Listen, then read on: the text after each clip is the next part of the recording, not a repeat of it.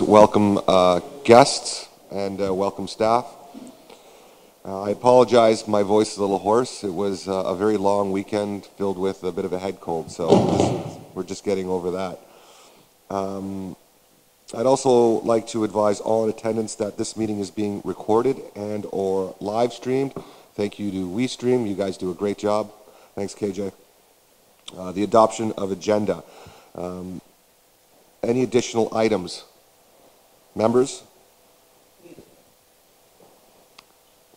Member Timms. Mr. Chairman, I have a couple of items under new business. Okay, you can probably bring those forward through At the new business. New business, exactly. Okay, thank you. No worries. Any changes in the order of the agenda? I do have one, and I will need a mover and a seconder for the following resolution, that the agenda be amended to move report number 1918 respecting Niagara Peninsula Conservation Authority Advisory Committee appointments to be dealt with immediately following agenda item 4.1, approval of draft minutes. Carrie is here to give an overview for the benefit of members, but we do have a volunteer appreciation event to get ready for tonight, and I want to give her the opportunity to get out of here as quickly as possible. Can I get a mover for that, please? Moved by Member Timms, seconded by Member Kaspersets. All in favor of that change in agenda? That is carried. Thank you. Can I get a motion to approve the agenda as amended, please? Moved by Member Quirk, seconded by Member Beatty. All those in favor? Thank you. That is carried. Any declarations of conflict of interest? Seeing none, we have no presentations or delegations on today's agenda, which brings us to administrative business and the approval of draft minutes 4.11, full authority meeting of January 24th, 2018. Can I get a mover? Put those on the floor, please. Moved by Member McPherson, seconded by Member Shurton. Question or comments to those minutes? Member McPherson. Thank you, Chair. Just a couple of what look like typos on them. 4.1.1 held on December 12th, 2108 instead of 2018. And then just on the item FA 38-18, that the Niagara Peninsula Conservation Authority Board approved the increase of 2.25% in the minutes, when I'm thinking that was 2.0%. I'm questioning that. Or is it 2.25? 2.25 is the correct. Thank you. Yeah. Okay, so we'll make those changes. Thank you, Member McPherson. Any other questions or comments with respect to the draft minutes? Seeing none, I'll call the question. All those in favor of accepting the draft minutes? Those are carried, and the draft watermark will be removed. Thank you. Okay, so we are on to right here. Board, is this the one here? This 19.8? Yeah. Okay. I just let them know that they're the confidential. Yeah. Okay. So, board members, report number 1918. It does have a confidential appendix attached to the report. However, there is no need to go in camera at this time unless members have questions respecting the information included in confidential appendix 1 to report number 1918. So, Carrie is here to answer questions or comments. If there are none, I would ask for the following resolution, and I will need a mover and a seconder for this as well. That report number 1918 respecting the NPCA Advisory Committee appointments be received, and 2, that the individuals identified in confidential appendix 1 to report 1918 be appointed as the members representing the following sectors to the NPCA Advisory Committee: public at large, user volunteer, urban rural planning, agricultural value added agricultural. Any question or comments to that report that's coming forward? Seeing none, I'll call the question. All those in favor? Oh, sorry, let me get a mover and a seconder for those as well. Moved by Member Quirk, second by Member McPherson. Thank you for that. All in favor? And that's carried. Thank you. Thank you, Carrie.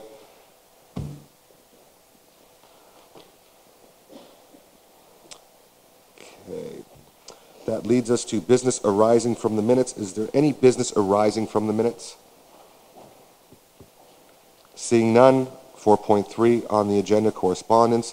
There are no items for correspondence. Chairman's remarks. I will keep my remarks very, very brief, just because my throat doesn't allow for a very verbose chairman's remarks. We've so far participated in some incredible events in 2008 so far. I had the good fortune of joining colleagues at the DSBN Winter Gala in support of the DSBN. We are on the verge of striking a new MOU with the DSBN, which encourages outdoor learning and utilizing our properties. We've been working on that for well over a year now, so I'm excited about that. Later this evening, we will be recognizing our volunteers, and I encourage all board members, and certainly all our staff will be there, to recognize the incredible work of our volunteers in keeping our properties above reproach. So I'm excited about the opportunity to congratulate those volunteers and recognize them formally, and that's going to be later today, later this afternoon, later this evening at Club Casapignano. So I encourage everyone to make that event as well. Those are my remarks. I will turn the microphone over to our CAO for his comments as well. Perfect. There we go. Business for information. Report number 2718. Can I get a mover for that, please? Moved by Member Diodati, seconded by Member McPherson.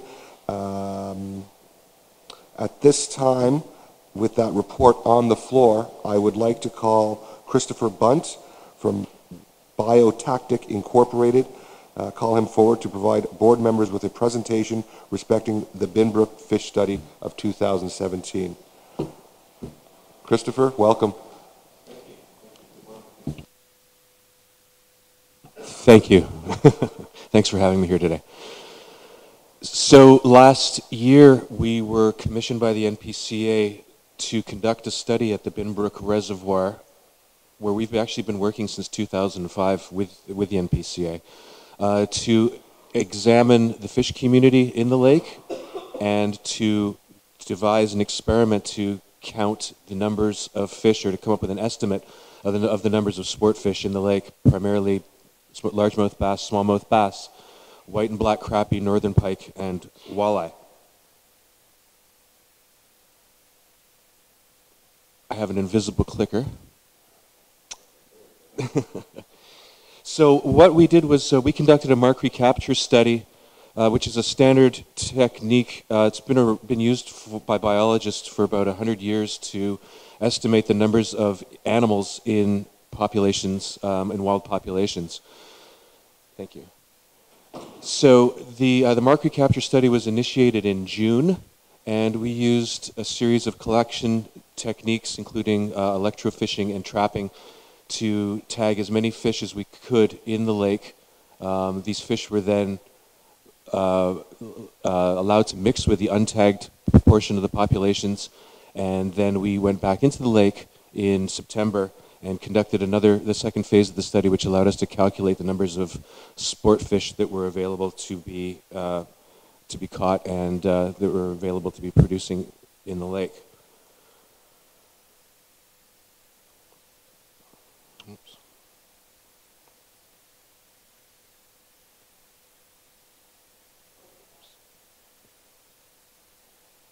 Okay. Get back to the slide there. Okay, that's forward. So in the bottom part of the picture there, you can see a largemouth bass with a tag. We tagged close to 650 fish. And some of the fish that we caught in June were some of the largest fish that we'd encountered in all of in southern Ontario in a lot of these studies that we do. So trophy-sized bass, trophy-sized crappie. We were focusing on a couple of species, aside from bass and crappie, namely northern pike and walleye. Those are fish that historically occurred in the lake, albeit not very large numbers of fish. Over the course of the investigation, the initial investigation in June, we caught and encountered 0 walleye and only 2 northern pike. Can you go through it manually there? Okay. So setting up the study, we tagged 1,986 fish, and over the course of the summer, 33 of those fish were recaptured. There were 19 species of fish in the Binbrook Reservoir, which was two or three species more than we encountered in the inventory that we did in 2005. Carp were by far the most abundant species, invasive, of course, and followed by native bluegill, sunfish at 25% of the population, crappie, white crappie and black crappie at about 17.5%, bass, being largemouth bass and smallmouth bass at just under 15% of the population, and less than 1% of the population were northern pike, and 0% of the population of fish in the Binbrook Reservoir were walleye. So the total number of fish that we calculated that are available in the lake, adults and juveniles, was just over 27,000 fish. The 95% confidence intervals are shown in this slide. They range between 13,000 and just under 60,000 fish, with 76% of those fish being white crappie, which are a much sought after recreational species, followed by 12% largemouth bass and 7% black crappie. So the Binbrook Reservoir appears to support a healthy fishery, a healthy population of both largemouth and smallmouth bass, as well as black and white crappie. Get the next slide there, please.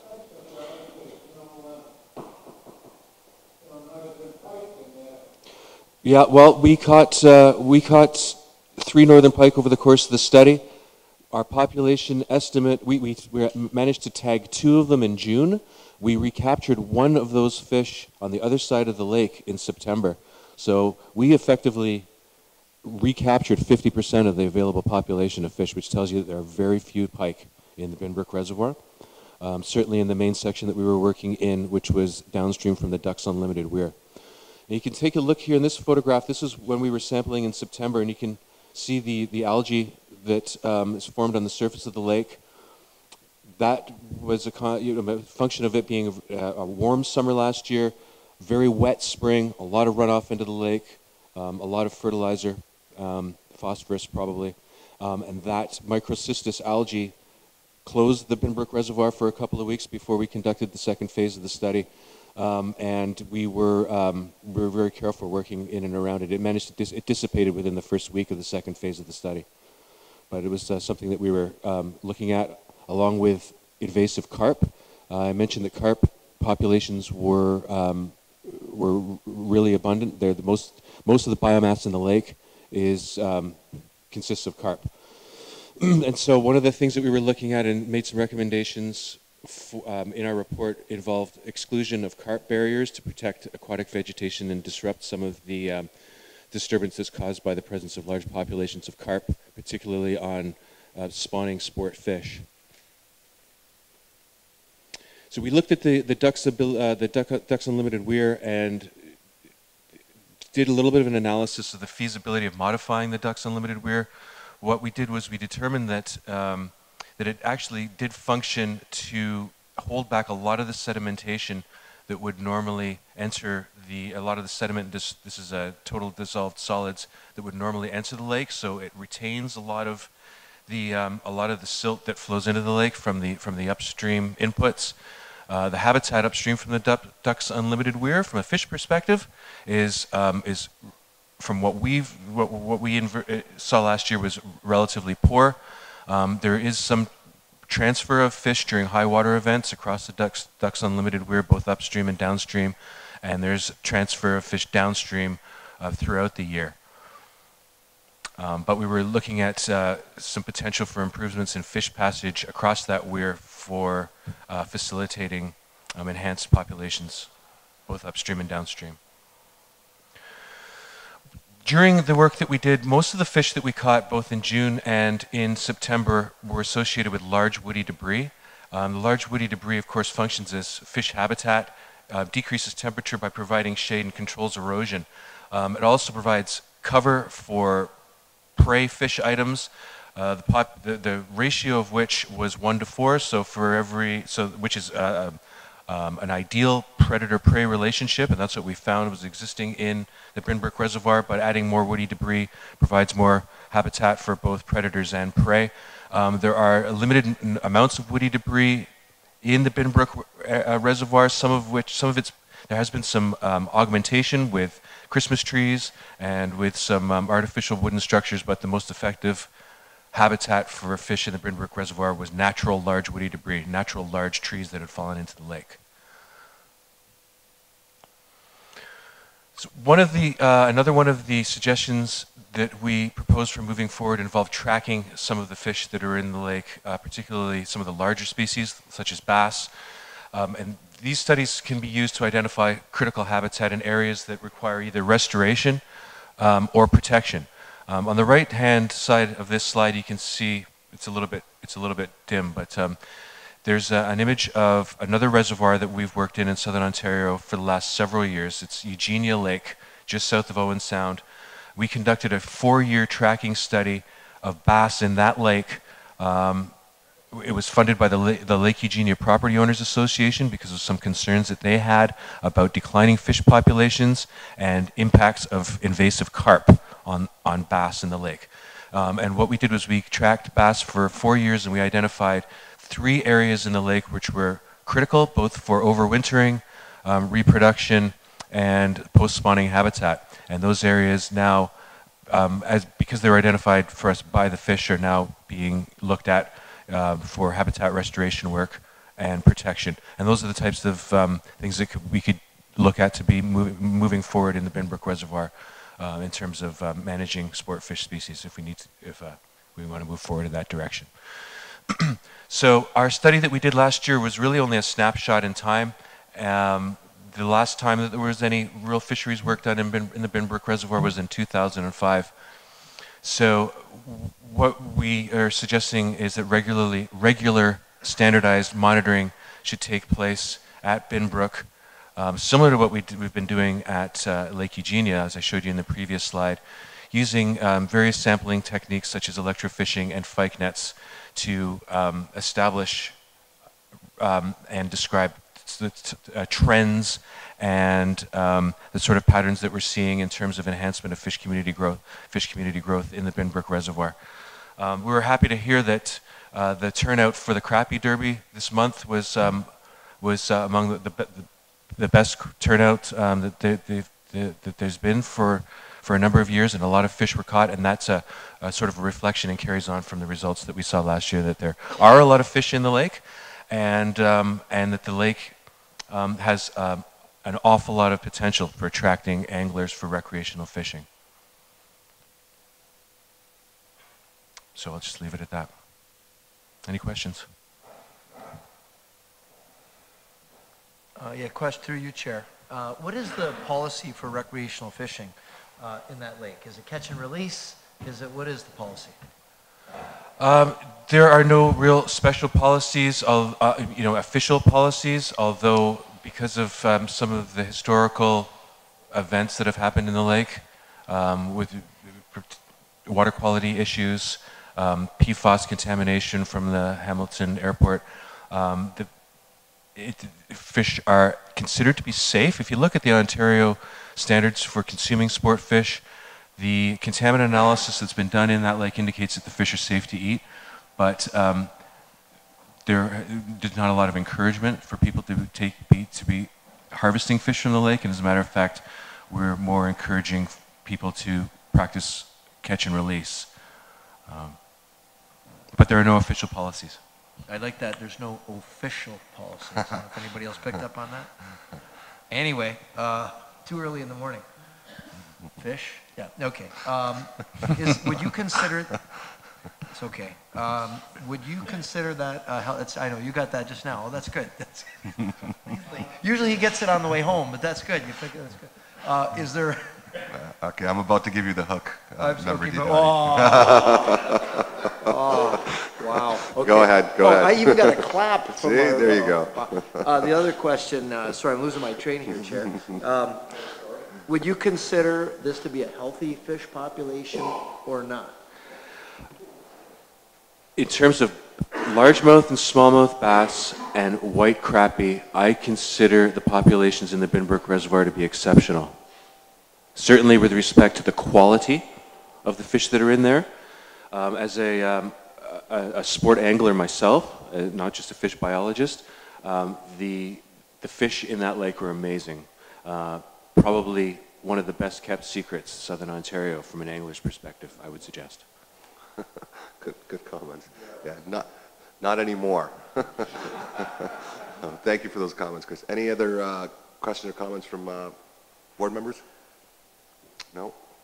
So I have one question. So with respect to any invasive species that are proliferating the healthy population, do you see trending upwards or downwards, or have we pretty much maintained the healthy ecosystem with respect to the fish population there? Well, seeing as this study was, as I indicated, a snapshot in time, we don't really have any data to indicate the types of trends that are taking place with the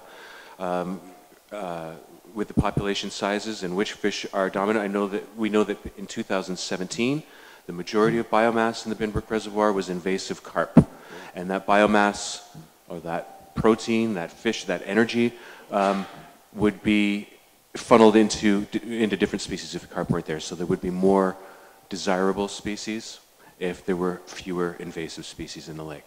Okay. But until more data are collected, and that's why we were suggesting that a standardized fisheries monitoring plan should be considered. These populations, especially reservoirs, are very unstable. The Binbrook Reservoir is only 40-odd years old. And it doesn't function like a 12,000-year-old real lake. And so populations of fish tend to fluctuate. The quality of the habitat tends to not be stable, although Binbrook has been stabilized by reductions in winter drawdown, which is a great benefit for the lake. It's something that we're trying to head towards with Eugenia, which is the other reservoir that we've been looking at. Eugenia Lake is 100 years old, and it's still unstable.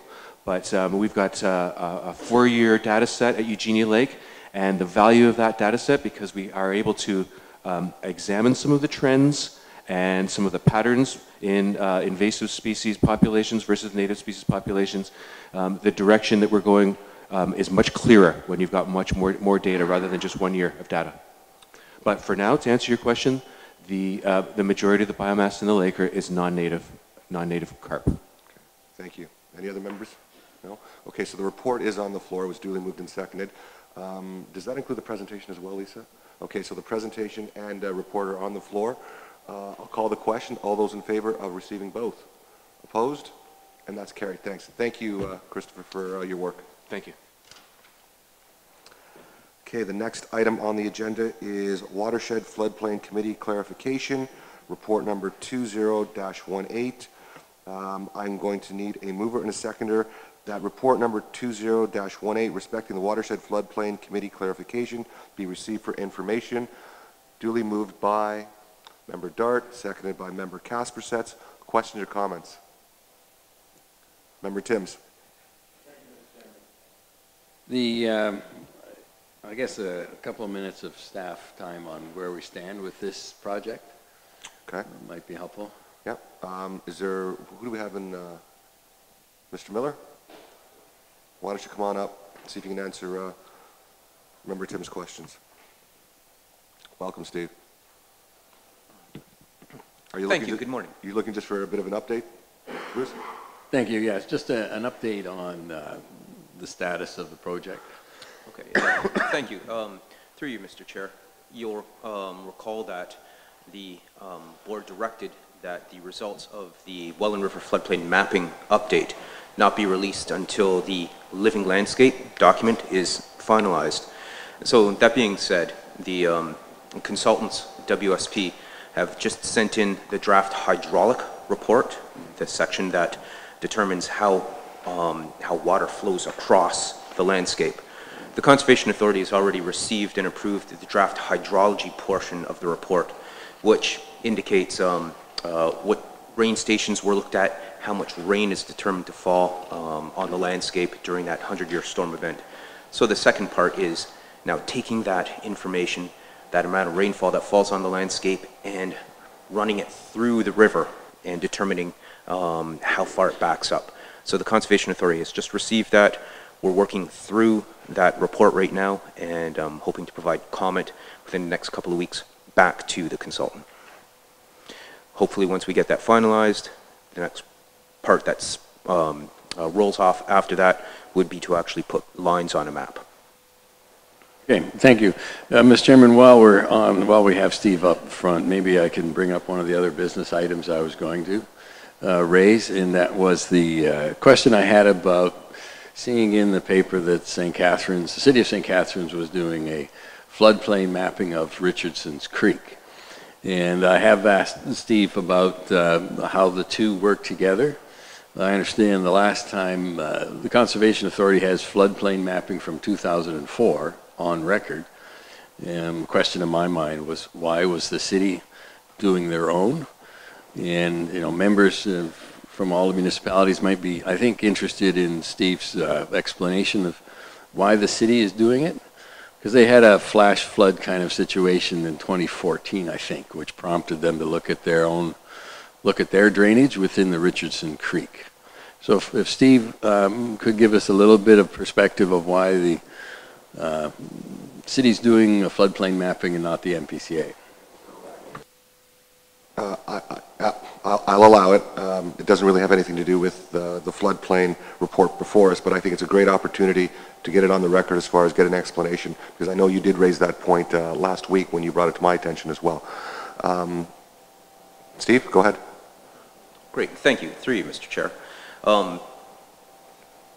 Back in 2004, let me step back. In 2004, the Conservation Authority did undertake floodplain mapping for Francis and Richardson Creek. These are watercourses that are located in the west part of the city of St. Catharines and ultimately flow into Martindale Pond. The whole intent of that study was to determine the extent of the 100-year floodplain, right?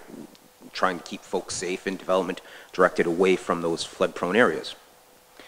2014, the city of St. Catharines, July, was hit by a major storm event. Storm event that, depending on what data you look at, exceeded the 100-year storm. A lot of damage on that portion of Richardson Creek, especially walking north towards Martindale Pond.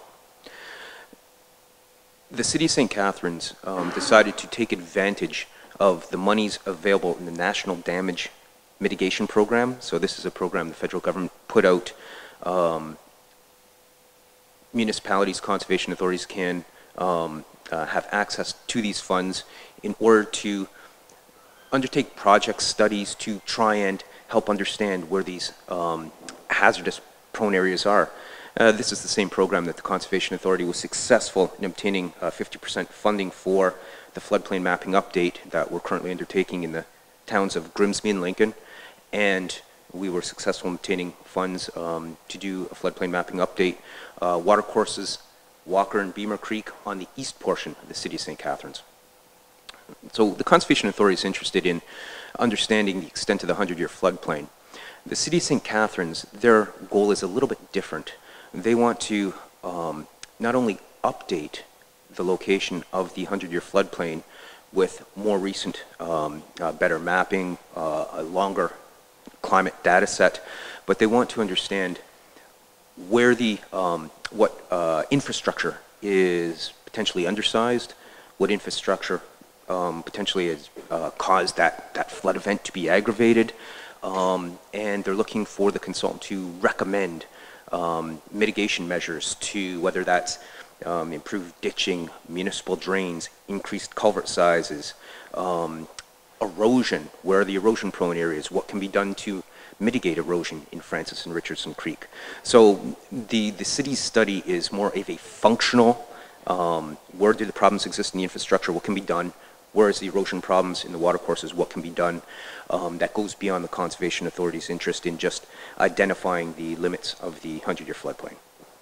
The Conservation Authority is supporting the City of St. Catharines in this effort by providing our digital elevation map to be used, model to be used as a base, our air photos, 2015 air photos, and Conservation Authority staff are sitting on the steering committee to help the city along in the procurement process and the technical aspects of the study. Thank you, Mr. Chairman. I did attend the public meeting and got a better understanding of the process. So it's a good illustration of how the municipalities and the conservation authorities work together on this floodplain mapping issue. And the city's focus is basically on the municipal drains and the culverts and how they deal with the events. So it was helpful to have that explanation and note how the two jurisdictions do integrate, gears do mesh, and they come together. I was thinking about 12 Mile Creek last time, and these are both tributaries to 12 Mile Creek. So it was helpful to have that explanation, and I did pass it on to my city councilors, because, you know, what are we paying for with the NPCA if we have to do our own floodplain mapping question? Needs to be answered, and Steve's reply to me, I'll pass on to our municipal councilor, so they understand how these gears mesh on this project between Conservation Authority work and city drainage work. So thank you, Mr. Chairman, for allowing me to squeeze that into this report, but I think it's important that the public and the municipalities understand how the gears do mesh, and they mesh well in this kind of work. Thank you, Steve. Thanks, Steve. Yep, that's good. So we do have the report on the floor for question or comments. Member McPherson? Thank you, Mr. Chair. Just a question on the membership and on the report, current membership 2017, and that list. Mm-hmm. Is that the 2018 list, or do we now go through the process of creating a 2018 membership list through you? Lisa? Okay. Through you, Chair, if board members were a member at the AGM this year, we deferred this selection of this committee because further clarification was needed. So at this point, if the board wishes to proceed to that selection, or we can defer that again until the March 28th meeting or 26th meeting when we can notify full board. Thank you. So if you want to entertain either one of those options, Member McPherson. I would put it out to create the list tonight or today. Okay. If that pleases the board. Okay, and then we'll bring that forward at the March 26th report for ratification. Okay? Okay. All right, thank you for that. Oh, yep, Brian, go ahead. Thank you. Thank you for the update. This has been very protracted. No one's caused anything maliciously here. It's just a change of staffing at the consultant level, change of staffing internally and so on. However, if we haven't done so, I think the communication piece for the public at large, in particular the very number of highly interested citizens who attended public meetings. And there's two areas where I'd like to get some report on what progress is happening prior to the consultant's report. One is that we did talk about the possibility of a two-zone implementation. And I guess the question is, are we waiting to get the actual floodplain mapping before we even enter that? Or are we going to do some preliminary work to see how that could work beneficially for landowners? And the second one is mitigation measures. It's been mentioned on occasion that if we have data that is predictive, that's based upon the flow monitors over a long period of time, can we not enter into an arrangement with the Ontario Power Generation to in fact cease causing a backflow of water at times that are basically predictive, detrimental to the landowners along the Welland River? It would seem to me that we could at least have some preliminary discussion on that topic prior to any final determination of the floodplain mapping itself. Okay. All great questions, probably better questions to be answered and posed to the Watershed Floodplain Committee. So at the next available opportunity when that committee does meet, all great points, Member Beatty, to bring forward at that time. Member Timms? Thank you, Mr. Chairman. So I think the question Member McPherson was bringing forward was, can we proceed with perhaps a draft list and advise the board that we're going to confirm the list of the committee members at the next meeting? My interest is to stay on. My professional engineering training and floodplain mapping is being conducted primarily as an engineering exercise. It's one of the areas of interest that keeps me interested in the work of the Conservation Authority. And one of the reasons I want to continue to serve in this committee is that I do understand the engineering background of it, and hopefully the board will see fit to keep me on the committee. Okay, well, I appreciate those comments, and what we'll do right now is actually, we'll populate the list, just so there's no ambiguity as far as who's going to be sitting on the Watershed Floodplain Committee. Those names will come forward for ratification at our next board meeting in March. Having said that, there are terms of reference that we will adhere to as far as governance makeup. I'm just having Lisa pull those up right now, and maybe we'll poll the membership and see who's sitting on that committee moving forward, and we'll put that list together right now. Yeah, Member Quirk. So I think one of the questions we had was whether the Watershed Floodplain Committee was specific to the Welland River one, or if there was a standing subcommittee for all watershed floodplain mapping, and that there should be, because this committee has membership from the Welland River Floodplain Association. With the two projects that we're looking at doing in the future, this terms of reference, or the membership of these committees, should probably have local people from the areas that are being affected, which is what we're trying to do. So I'm wondering if, as part of this coming back in March, it might be possible to suggest that we have a standing committee on watershed floodplain mapping, but within those terms of reference, the ability to create subcommittees for specific areas, so that you don't have permanent members on this committee from the Welland River Floodplain Association having conversations with respect to the other areas that we're looking at. So that was one of the reasons why I wanted to see sort of the exact terms of reference for the committee. Thank you, Member Quirk. So Lisa's just going to go through the process right now, just so there's no ambiguity as far as who's sitting on this committee and what we're bringing forward in March. Sure. So through you, Chair, so at the January 17th annual general meeting, the board made the resolution to retain the current membership. So that membership is intact. So what we'll do is at the March 26th meeting, I'll populate that list, that current list now, and then we'll proceed to a selection process. And if additional members choose to be on the committee, we can amend the terms of reference at that point. Is that agreeable? Yes, and I think the assumption about the 5 citizen members, what's the assumption on that? That they would continue and they'd be notified that they need to kind of say they're going to continue? That I would agree. I would just double check with Greg Fertney, but I would assume that that would be the case, yes. Through you, Mr. Chair. Yes, those members will be notified in advance. Okay. Good. Any other questions? Welcome. Stu, go ahead. My apologies for being late. No worries. Could you just read out who is on that committee? The Welland Watershed.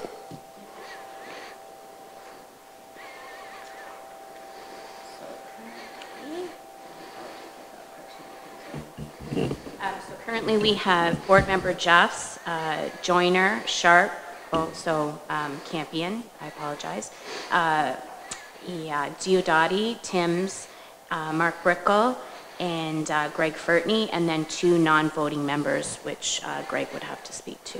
This needs to be replaced. And Brian Beatty, sorry. That's the Welland River Watershed Committee?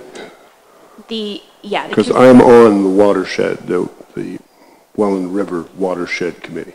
Right. I sit on it, and I believe the vice chair sits on it as well. The chair and the vice chair sit on all committees of the board as part of the regulations. I'm just going from the current terms of reference that are attached to the report. We can amend those at the March 26th meeting, absolutely, to make them more up to date. Let's get some clarification here, though. We have the Welland River Floodplain,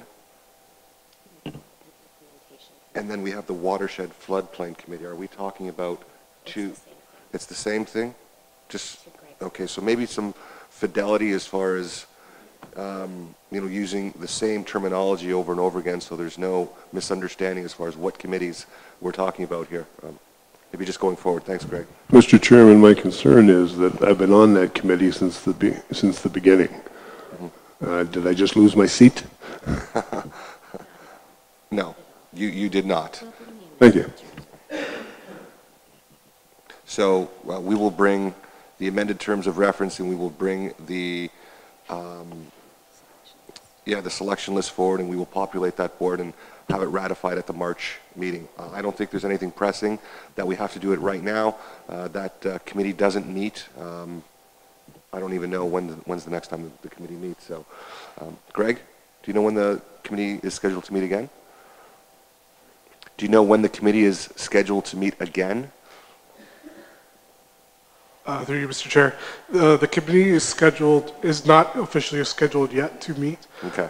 We are waiting on both the Living Landscape project and the Well and River floodplain mapping project to be furthered.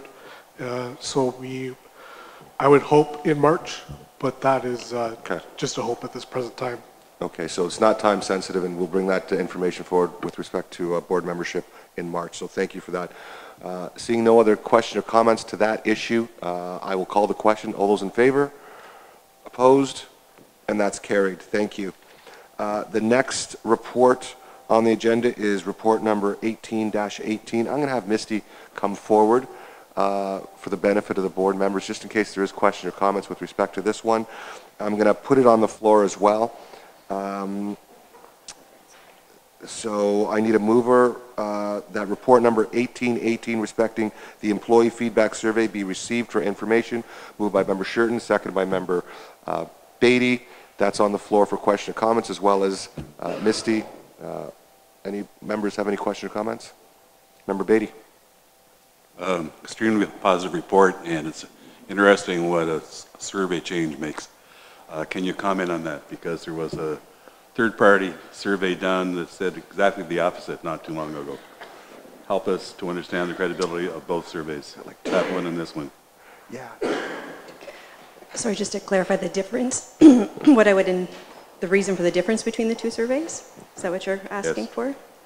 I think it could be within the methodology of how the survey was done. One of the things that we looked at when trying to administer this survey was ensuring that each participant was only able to answer the survey one time with a secure login to ensure accuracy and validity of results across the membership. So I would say that would be one aspect of it that could have contributed to differences between the survey. Okay, follow up. Do you have an idea of how many members are different in this survey? How many fewer members are involved with this survey compared to the one that was done before? Both surveys were anonymous, so I can't speak specifically to that. As far as how many people completed each survey, this survey was administered to all union and non-union. We had 40 people complete the survey out of 48 that were sent out. The previous survey, I don't recall the numbers off the top of my head, but I want to say it was probably between 30 and 35 people that completed the survey. Okay, thank you. It's a very healthy report. Any other questions or comments? I do have one, Misty. So as far as the utility of this survey, how will we be using it? How will it be conveyed? And how will we be communicating the results to our partners? So for this survey, next steps is the corporate leadership team is going to meet to review the survey in more detail, come up with actionable items based on feedback that's received. That'll be presented to staff so that they're aware of what actions we're taking, the feedback they've received, we're listening to it and implementing it. And then going forward annually, we'll do the same or very similar survey to be able to compare results over time. Okay. Well, thank you for that. Seeing no other questions or comments for Misty or to the report, I'll call the question. All those in favor of receiving it? Opposed? And that's carried. Thank you, Misty. Okay, next item on the agenda, business for consideration. There are no committee reports.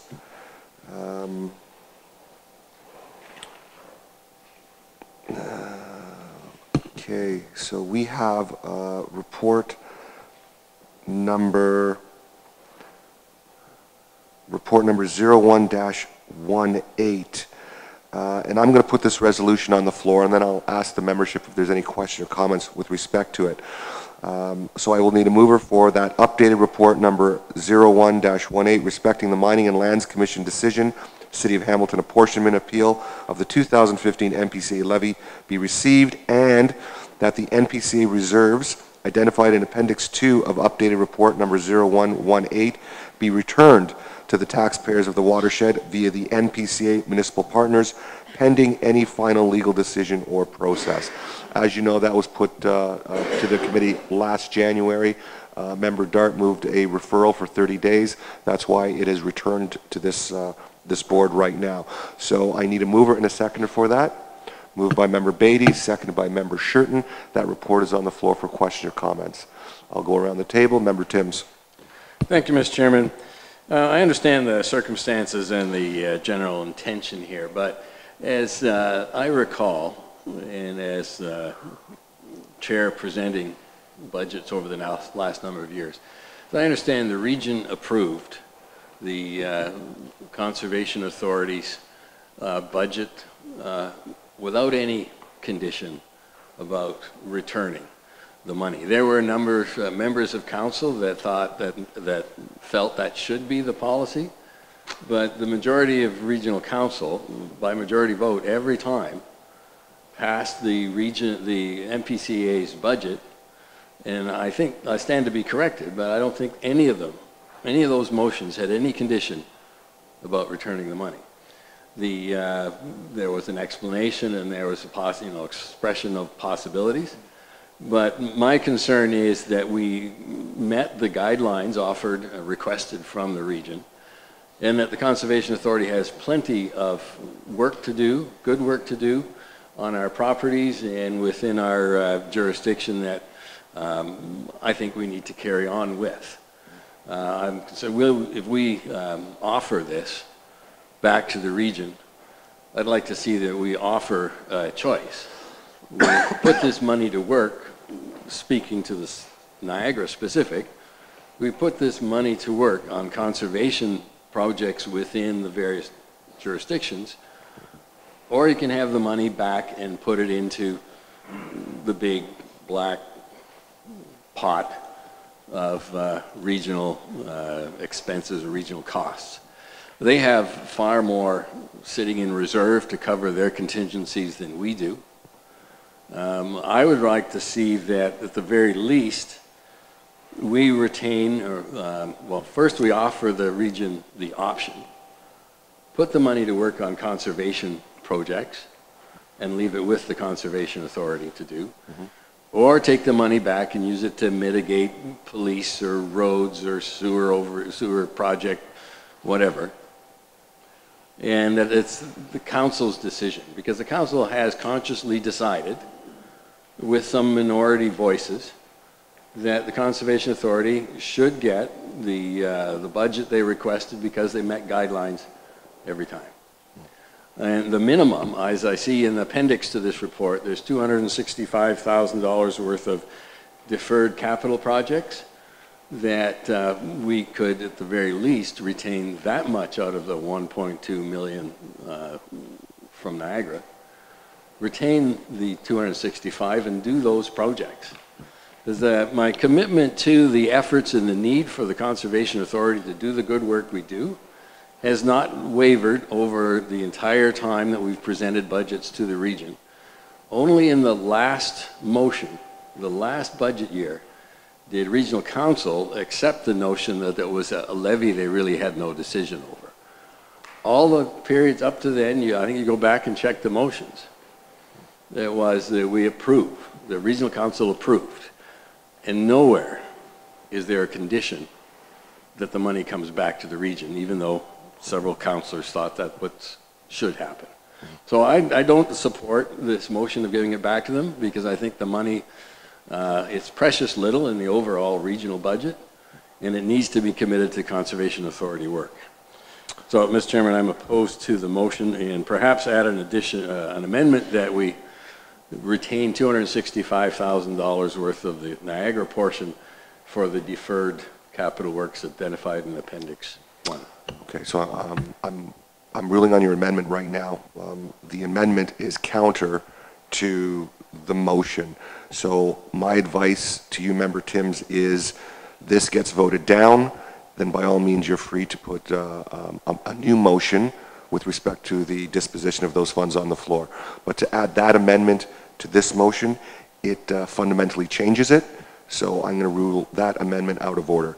But I respect your comments moving forward. And just for clarification, the region of Niagara, to your point, doesn't approve the NPCA budget. They've received it as a presentation. We are a levying authority, and with respect to the disposition of these funds, I will leave it up to the membership to decide what we do with them. So having said that, any other questions or comments? Mr. Chairman, Yes. just to follow through on your ruling. Yes. Perhaps if I modify the amendment in that the resolution is that we offer the region the money back, supported by what we would spend the money on if they don't take it. So it would be, we're ruling from we give it versus we offer with some options. Okay. So is that out of order? The options part of it, and I will rule on that as well, the options part of it, there is opportunities. There's a shared responsibility with respect to membership around this board table, where a lot of us have a voice on regional council as well.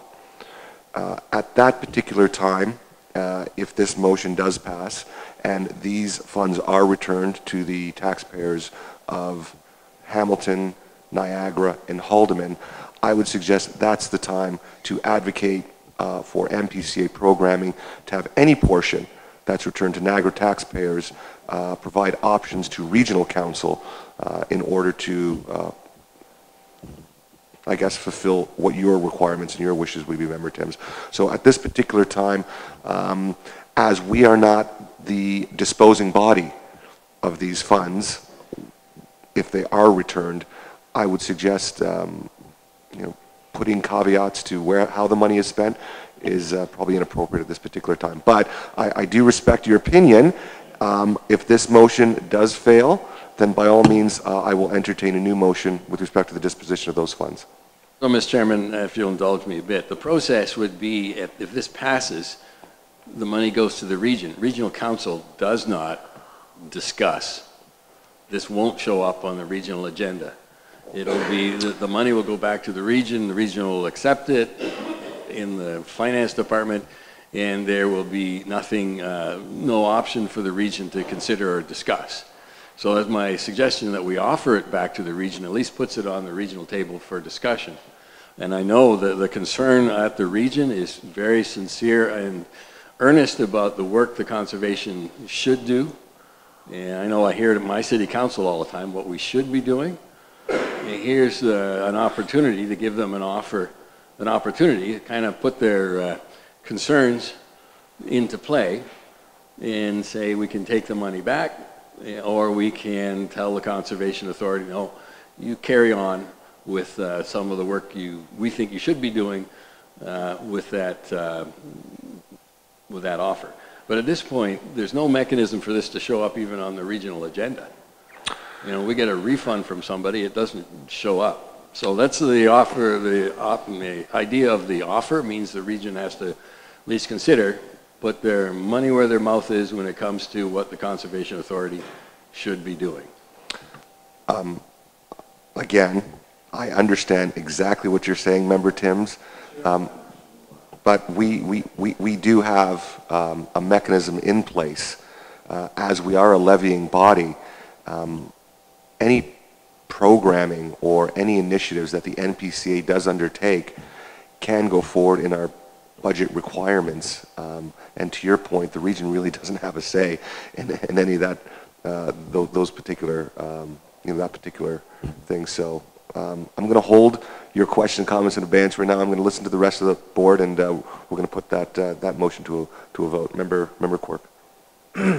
Thank you, Chair. My comments would be along the lines of the fact that while we're not under any obligation to give this money back to the levying partners, there was certainly the discussion had at many levels and many times during the course of the last few years about that additional levying that was being done in the interest of mitigating any impact should the levy appeal apportionment not go forward. The idea was that we wouldn't be having to come back to the Region Niagara to make up the difference by just assuming we were going to win that. So there's definitely a discussion there, at least a commitment to revisit that with the region. I'm happy to support the motion. I do agree with Member Timms that by giving it back to the 3 funding municipalities, that would seem to think that it's actually their money, and it's not. It's the taxpayers' money. We are a levying body. We overtaxed. The mechanism for getting the money back into the hands of the taxpayers is somewhat limited, so I'm willing to go that route. However, the flip side of that is once we get it back to the region, then there is a opportunity through wearing our other hats to bring a motion forward, either through a notice of motion or at any time to say these funds should be specifically directed to X, Y, or Z, and then have that discussion there. But it's a 2-step process. I don't think it can all be done through this body.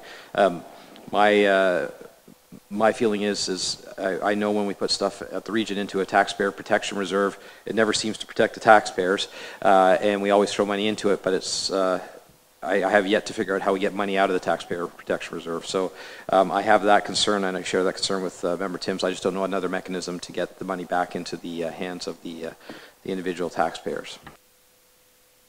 Thank you for those comments, but I'm going to suggest right now we're wearing our NPCA hats, and when that opportunity presents itself, then we will put our regional hats on and provide that context to our colleagues around the regional table. Any other question or comments with respect to this motion? Member Shurton. Thanks, through the chair. Couple things. Speaking on Haldeman, and maybe this is the benefit of being a single tier, they want the money back. That was the anticipation when it was held in reserve for the 3 years from 15 to 17. So that's their understanding. I had a good discussion with our finance treasurer yesterday, and that's the understanding that they had going back since 2015. My question for clarification is, have we been overcharging Hamilton too? Like, why is Hamilton getting money back when I thought all along they were being undercharged? So we've been overcharging Hamilton for the last 3 years? Or explain that, please. I'll either go through our budget or audit, Chair, Member Quirk, and in the absence of a good answer, we'll go to Mr. Barrett. Go ahead, Tony. So it's the mechanics of how the general levy works, Member Shurton.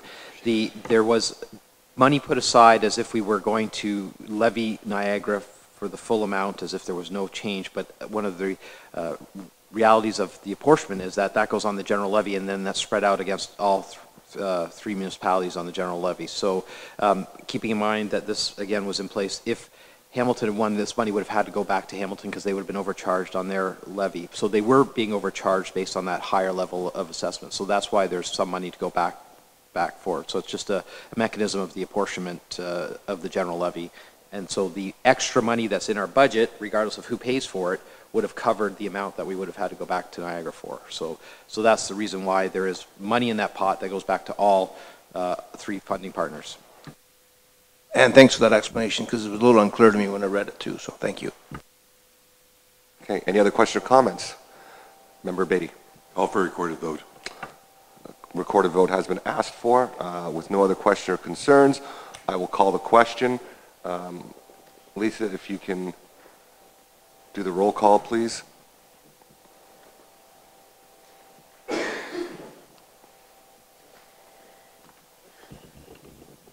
Thank you. Board Member Beatty? Board Member Dart? No. Board Member DeFuscio? No. Board Member Diodati? Board Member Kaspersets? Board Member McPherson? Yes. Board Member Quirk? Yes. Board Member Shurton? Yes.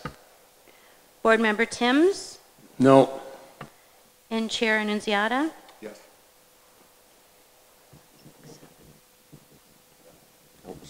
Could I vote, please? I'm sorry. Board Member Beatty? Yes. Thank you. Sorry about that.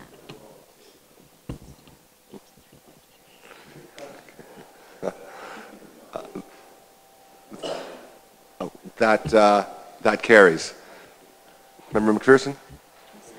Thank you, Mr. Chair. Just a point of clarification. So, I do like where the conversation was going around moving the money through to the municipalities, and I understand that we're voting on this particular motion. Do we lose that conversation, or does that come up in another motion on how we get this down to the lower tier, potentially? That's a great point. I'm going to suggest that through your regional representation, when this issue flows back to the Niagara region, that's probably the opportunity to make sure that you express the lower tier's wishes with how that money may be used, and it would be incumbent upon that regional member to advocate that position. That's democracy in action, Member McPherson, so I hope that answers your question. I did have one other point that I wanted to make, and I wanted to ask Member Dart. Member Dart, you did make the original referral motion for 30 days. Did everything satisfy the conditions with respect to your position? Yes. Okay, thank you. Member Kasperseth? Through you, Chair, can we get a proper explanation as to how this money was calculated and why the municipalities are getting these funds back? Because I don't want municipalities all of a sudden thinking that we did something in error.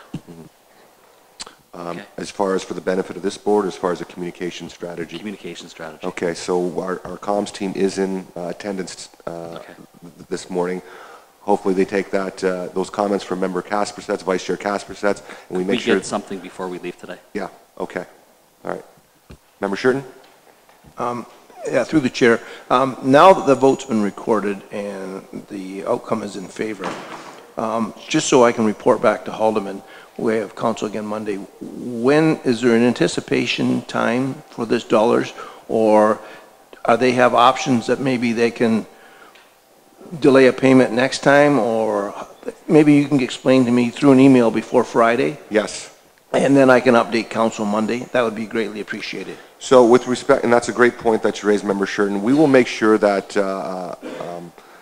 any representative from our partner municipalities is updated as far as the mechanism on the returning of those funds. So Member Beatty and Member Kasperseth, we will keep you apprised as far as the mechanism moving forward, hopefully in the next 48 hours. Member Shurton, same thing with Haldeman, and with members of Regional Council, we'll make sure that you are fully apprised as far as the mechanism of the flow through back of those funds. And that's the commitment I'll make to you, that we'll communicate that process to this board before we do anything else. Member Kasperseth? Through you again, Chair, that would be great, because I do know that there's, the monies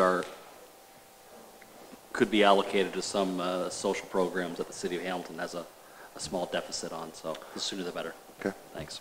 Good comments, thank you. Okay, the next item on the agenda, 6.2.3, Board Member Per Diem and Honorarium Annual Report, Report number 2518. I will need a mover and a seconder to put that on the floor for question or comments.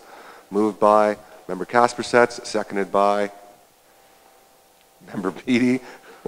That report number 2518, respecting the board member per diem and honorarium annual report and the attached appendices 1, 2, and 3 be received, and that based on the Consumer Price Index, CPI, the 2018 honorarium and per diems be approved at a 1.9% increase over the previous year. That report is on the floor for question or comments. Questions or comments? Member Beatty. You gave the percentage, and I just want the public to be aware that it went from $74.68 to $76.10. Correct. So 1.9% increase is a reflection of $74.64. 68 cents to $76.10. To $76. We got what did we get, a buck raise? A little bit of a $1.30? $1.50, I think. Okay, yeah. Thank you. Okay. Seeing no other questions or concerns, I'll call the question. All those in favor? Opposed? And that's carried. Thank you. Okay, 6.2.4. NPCA Policy Handbook, Regulations 1 and 2, review and suggested revisions. That will come forward in report number 2418. I will ask for a mover and a seconder to put the following resolution on the floor, that report number 2418 respecting Niagara Peninsula Conservation Authority NPCA Policy Handbook, Regulations 1 and 2, review and suggested revisions be received, and that Appendix 1 to report number 2418, being the suggested revisions to Regulations 1 and 2, be approved, and that staff be directed to ensure that Regulations 1 and 2 are updated on the Niagara Peninsula Conservation Authority website. Can I get a mover for that? Moved by Member Quirk, seconded by Member Kaspersets. Questions or comments to those policy changes and revisions? Member Timms. Thank you, Mr. Chairman. One item of concern to me is item 12.1. There's what's changed and what's new. The notion that a delegation has to make a application to apply 14 days before a meeting, but our agenda comes out, less than 7 days before a meeting. So how is it reasonable, and I've had this objection from my constituents, that how do we meet the 14-day requirement when we don't know what's on the agenda until 7 days? So it seems to me a difficult and almost unmanageable approach. So there's something needs to change. I see the old minutes of the old procedures did say 14, and I think it also says I'm not sure what commitment it makes to publishing the agenda, but it seems kind of impossible for the public to respond to an agenda item without a direct motion from a counselor to allow them on the agenda. So there's something can be done to change that while we're in the business of changing these things? Well, I know there is a mechanism for individuals to come forward that don't meet the time frame requirements to still get on the agenda. I know that hasn't changed, but maybe I'll get Lisa to comment just a little bit further as far as the language and the appropriate. Sure. Through you, Mr. Chair, Board Member Timms raises a very good point. Although we are in the process of streamlining, and our intent is to publish the agenda 2 weeks in advance of the meeting, with that holding that second week before the meeting for addendum items. That hasn't taken place yet, so I would suggest to Board Member Timms, at the will of this board, if they chose to amend that 14 days to 7, that would fit more ideally with the point Board Member makes. So I think it is a shared concern as far as the timing of the posting of the agenda publicly, and when members of the public or any delegation wants to come forward to speak to any of those agenda items. So I will entertain revisions to coordinate that timing issue. If you want to make that, Member Timms, we'd certainly consider it. Well, thank you, Mr. Chairman. If we could amend it to say 7 days, and I think the staff is trying to get the agendas booked in like 8 or 9 days ahead of a meeting, so then it gives the public an opportunity to respond. And one of the advantages of it is that it does take sort of some of the load off of the chair or staff about saying, who's in order, who's out of order, can you or can't you, because you didn't meet an unrealistic deadline. So I'd offer that we amend this to saying that the delegation must be presented 7 days in advance of the meeting, and that gives, I think, a more reasonable option and sort of removes all of that question of individual approval. Okay. Do you have a seconder, Member Timms? Second by Member Dart. That amendment is on the floor for clarity to change 14 days to 7 days with respect to delegations. Any question or comments to that amendment? Seeing none, I'll call the question. All those in favor? Opposed? And that's carried. Thank you for that, Member Timms. Back to the original resolution and report. Question or comments to that? I'm going to come back to you, Member Timms. I'm going to go to Member Beattie first. Yes. Page 3 of 9. Role of the clerk. Item D. Correct correct and complete implementation of the acts of council. What council? Good catch. It should be board. And F, perform such other duties prescribed by law or by direction of council. Board, again. A lot of these are boilerplate templates, so I'd really like to know who proofread this document, but I don't expect an answer. that's your job, to make sure you're reading your agendas and any errors or omissions come forward at this time. So thank you, Member Beatty, for your conscientious due diligence. Any? I'm not even going to ask for an amendment on that one. That's just direction that we clarify and clean up that language. Thank you. Any other questions or comments with respect to the report? Member Timms, for the second time. Yes, thank you, Mr. Chairman. The other one is the change from the time of presentation from 10 minutes down to 5 minutes. And I've noticed this kind of trend in municipal councils with the attempt to shorten up agenda or shorten up meeting times. But I do prefer the original, the 10-minute that's been around for a while. Mm-hmm. I think the problem with 5 minutes is it puts pressure on a presenter to narrow their concerns to one issue, and 5 minutes can address one issue fine, but very often within a report or an area of concern, there's more than one issue to be addressed, and it just precipitates a kind of gratuitous question from the councillor, did you have anything more to present, Mr. Presenter? So I don't like the notion of reducing it down to 5 minutes. Many of our presenters are general public, they're kind of amateur at presenting, and need 10 minutes to get their point across. I've heard it presented that if you can't say your thing in 5 minutes, then you don't know what you're talking about, or I'm fair enough, but from professional presenters, but from the general public, I don't think that's fair, and I would oppose the change from 10 to 5, and that's 12.6. Okay, so are you offering an amendment then, again, to change from 5 minutes to 10 minutes? So the recommendation, I guess, is to 5, and I'd say I would amend it to leave that portion return to the 10 minutes. Okay, do you have a seconder? Moved by Member Dart.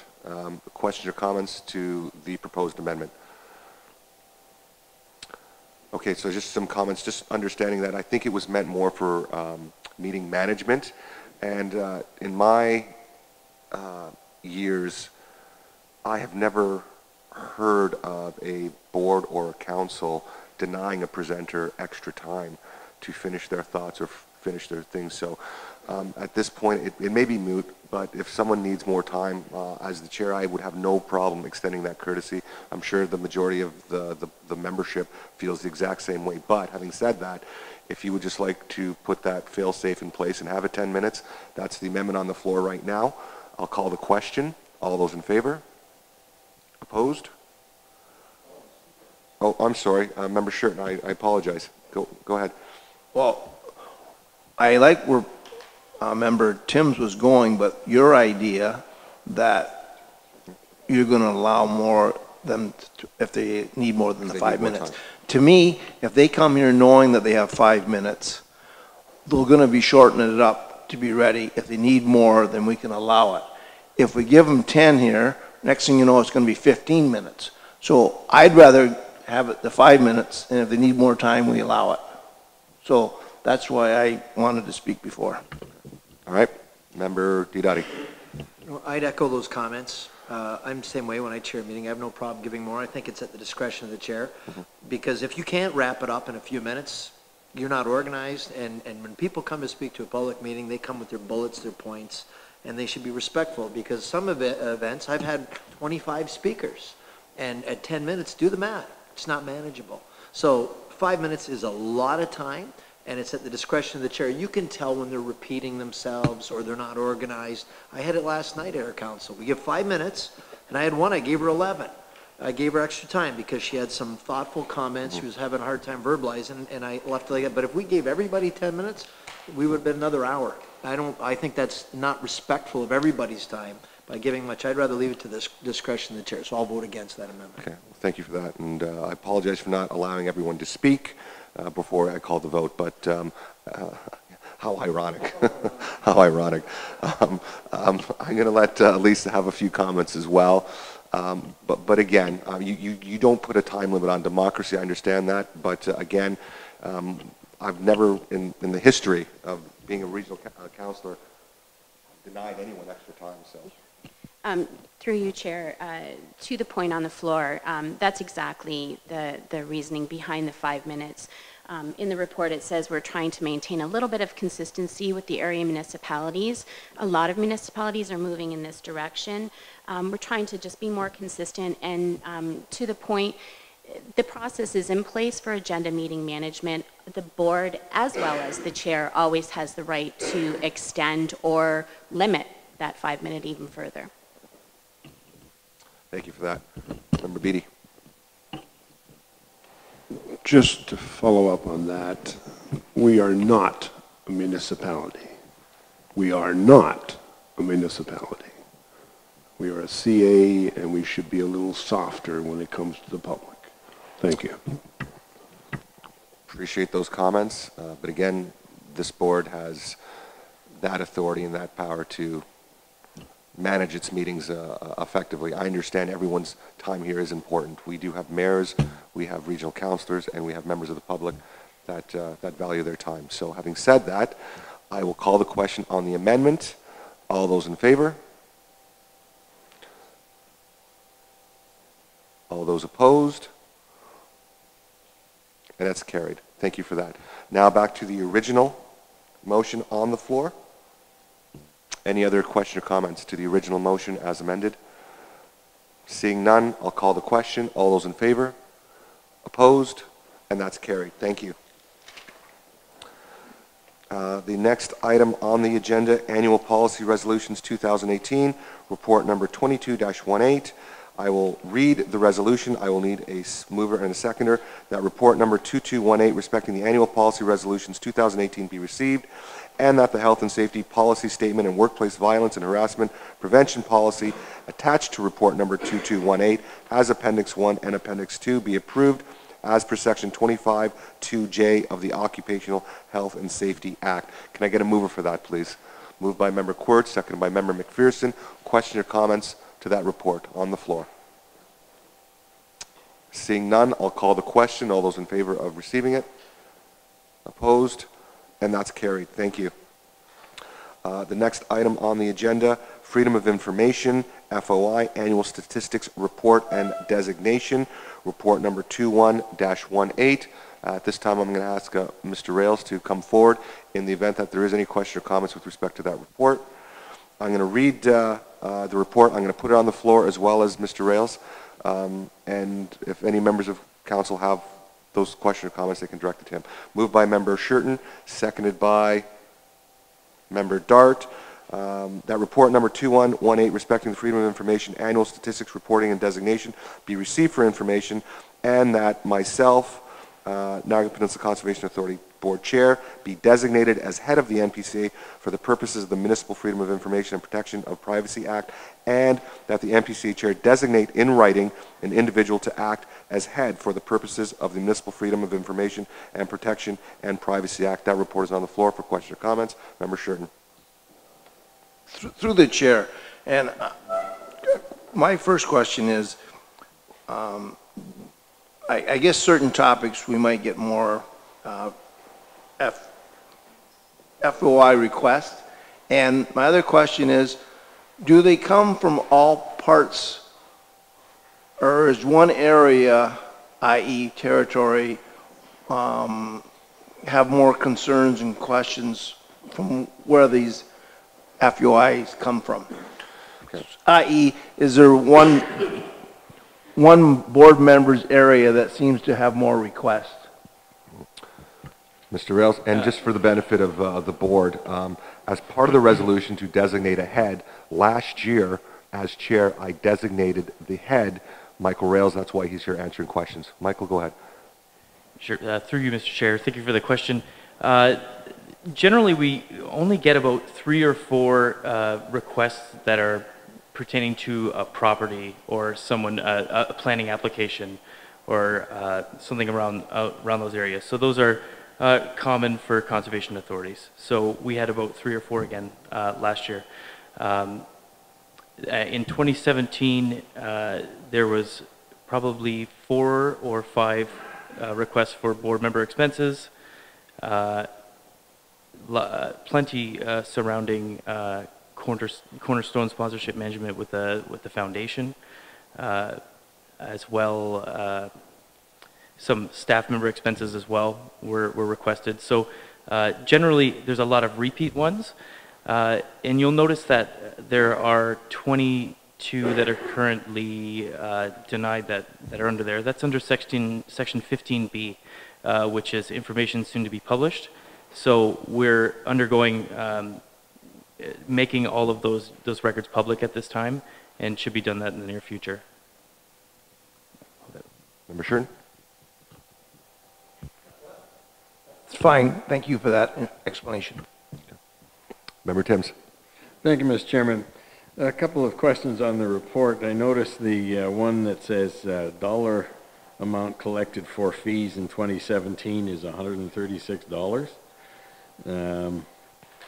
I heard all sorts, maybe it was 2016, but all sorts of discussion about a ruling where the commissioner had ruled that what was due was something in the order of $500. Was that a 2016 as opposed to a 2017? Through you, Mr. Chair. Yes, that was in 2016. Okay. And the order specified that some of the preparation time that we charged with that request was to be returned. So the majority was still kept by the Conservation Authority, but a small portion was returned to the requester. Okay.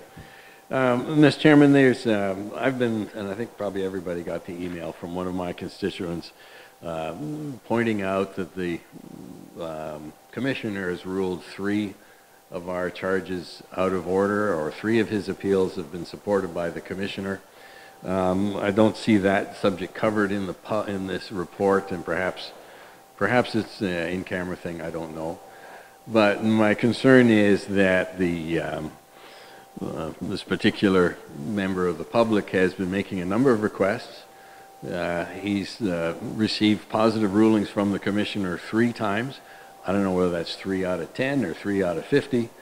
But I think we need an understanding or an explanation of what the board members are allowed to know about the FOI requests, what we're not allowed to know, or how we respond when a constituent says, I've made all these requests and the board's, the FOI has been refused and I've had 3 positive.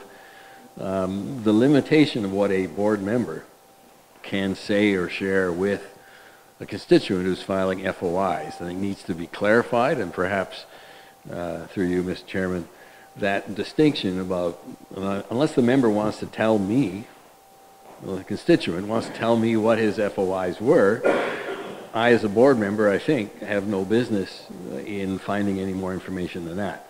So if I request the member, well, share with me and I'll follow up, otherwise I can't, what are the rules? And I'd ask Mr. Reels, through you, Mr. Chair, if he could kind of clarify that for us. And that education and that distinction between what our roles are with respect to MFIPA and FOI requests, it's a very good point to make. And perhaps Mr. Reels can expand on that and educate the board as well as the general public. Sure. Thank you for the question, and through you, Mr. Chair. So today the motion before you is to designate the chair of the board as the head status, to which then, as in 2016 and 2017, it was designated to me. After that, the board's involvement in freedom of information is limited, other than maybe a disclosure. I'll show you what's going out publicly before it gets sent out publicly. Other than that, that's the only involvement that's done. So that head status that is designated to me gives me the authority to make decisions under the legislation, So through following that legislation, determining whether documents can or cannot be released publicly. So the board's involvement is none at that point. And further to some of your comments there, there have been several appeals with the Information and Privacy Commissioner that have gone through mediation and been resolved through mediation as well. And several as of late. There was a lot of requests near the back end of 2017 that were appealed and have since been resolved through the appeal process. And a lot of those, the comments that we received back from the Information and Privacy Commissioner, those don't go to the adjudication phase because of the low likelihood of success for the appellant. So as much as yes, there have been 3 appeals or 3 files that have gone to adjudication and that have gone in that individual's favor, there's also been 3 others that have gone the other way as well, so in our favor. So there are some areas within the legislation that are gray area, specifically with the NPCF and Cornerstone Sponsorship Management. That issue was, it was ruled that because we were in a transition phase, that our staff that were working on the foundation, their records would then be within our custody and control as a conservation authority. That said, there's an employee at the foundation now that those records are then now in the foundation's custody. Segregation of duties, correct? That's correct, yes. Well, thank you, Mr. Chairman. I would ask that we have a follow-up report on how the rulings have gone, and if there's, as you mentioned, so there's gray area from which the board can establish I guess, a policy or a philosophy or an approach, aggressive or passive, how much time we want to spend on the approach, with the FOI, and we can have a further report getting a little bit of what the commissioner has ruled, and then perhaps the board can have that discussion and give a little direction to our FOI head of, and establish how the board wants to approach these, whether aggressively or not. Okay, so my ruling on that comment and request is you're injecting the board into a process that we should have very little to do with. And what you've just suggested is counter to the motion that's before us today. Basically, it's my role as the chair to designate a head. That head will do the interpretation and respect the legislation and make sure that they follow proper protocol. To inject the board, board philosophy or board passivity or board aggressiveness into that process, totally irresponsible and totally inappropriate, Member Timms. That's why we have a designate that understands the legislation and that could properly apply it and create that equity and that fairness in all situations. So I hope those comments resonate and we can respect the motion moving forward. But I do appreciate your comments. Any other question or comments with respect to the report that's before us? Well, Mr. Chairman, I just want to object to the totally irresponsible, and what was the other term? I respectfully disagree with your interpretation of that. You can respectfully disagree, and thank you. None of us are beyond criticism, so thank you for that. Any other question or comments with respect to this report? Oh, Member Beatty, sorry. Thank you for that, Chair. Just a broad comment, because it probably should go into closed session, and I don't want to do that right now. Just have a technical concern that I respect your role in terms of delegating this to a member of your staff. It's a question mark that I have in terms of whether your role also allows the other in terms of the foundation, or whether or not that should be something coming from me through the foundation board. Mm-hmm. We can follow through that at another point. I have other areas of concern, though, in terms of where we think we need some information. And it goes back to a recent FOI request at the region, where there was some delineation as to what was shareable or not shareable when using a device that was owned by the region, et cetera. We don't have devices currently that are owned by the Conservation Authority. So the question comes up from my perspective, what should there or could there be in terms of pre-notification if requests came in for information related to a member of this board? What should be the responsibility or could be the responsibility or should not be the responsibility of informing that member that those investigations are ongoing? Secondly, when the report is done, you're blindsided if you get specific information because you don't have access to what information was asked for in the first place. So at some future point in time, I'd like to have some discussion in camera with some informed advice in terms of what role we have or don't have in sharing information that might be on our emails, might be on our telephones, et cetera. Okay. So I'm going to take that as under advisement with respect to a bit of an education session for this board with the new head of our FOI designate, which will be Lisa McManus moving forward. So I will take that into consideration, and hopefully we get the questions with respect to the foundation board rectified as well. And I know we do have terms of reference and new articles of incorporation coming forward for that foundation. Correct. Yeah. Okay. Thank you. Any other questions for Mr. Rails or to the report? Seeing none, I'll call the question. All those in favor? Opposed? And that's carried. Thank you. Okay, the next item on the agenda is Niagara Peninsula Conservation Authority 2018 Watershed Report Card. Unfortunately, the grades couldn't have been better, but I will need a mover for report number 1618 respecting the NPCA Watershed Report Card, that it be received and that staff be directed to forward the NPCA 2018 Watershed Report Card to Conservation Ontario for participation in the 2018 Watershed Checkup Initiative and post on the NPCA website. Moved by member Dart, seconded by member Diodati, and that report is on the floor for questions or comments. Who's, sorry, one second. Mark, who's our point of contact with respect to?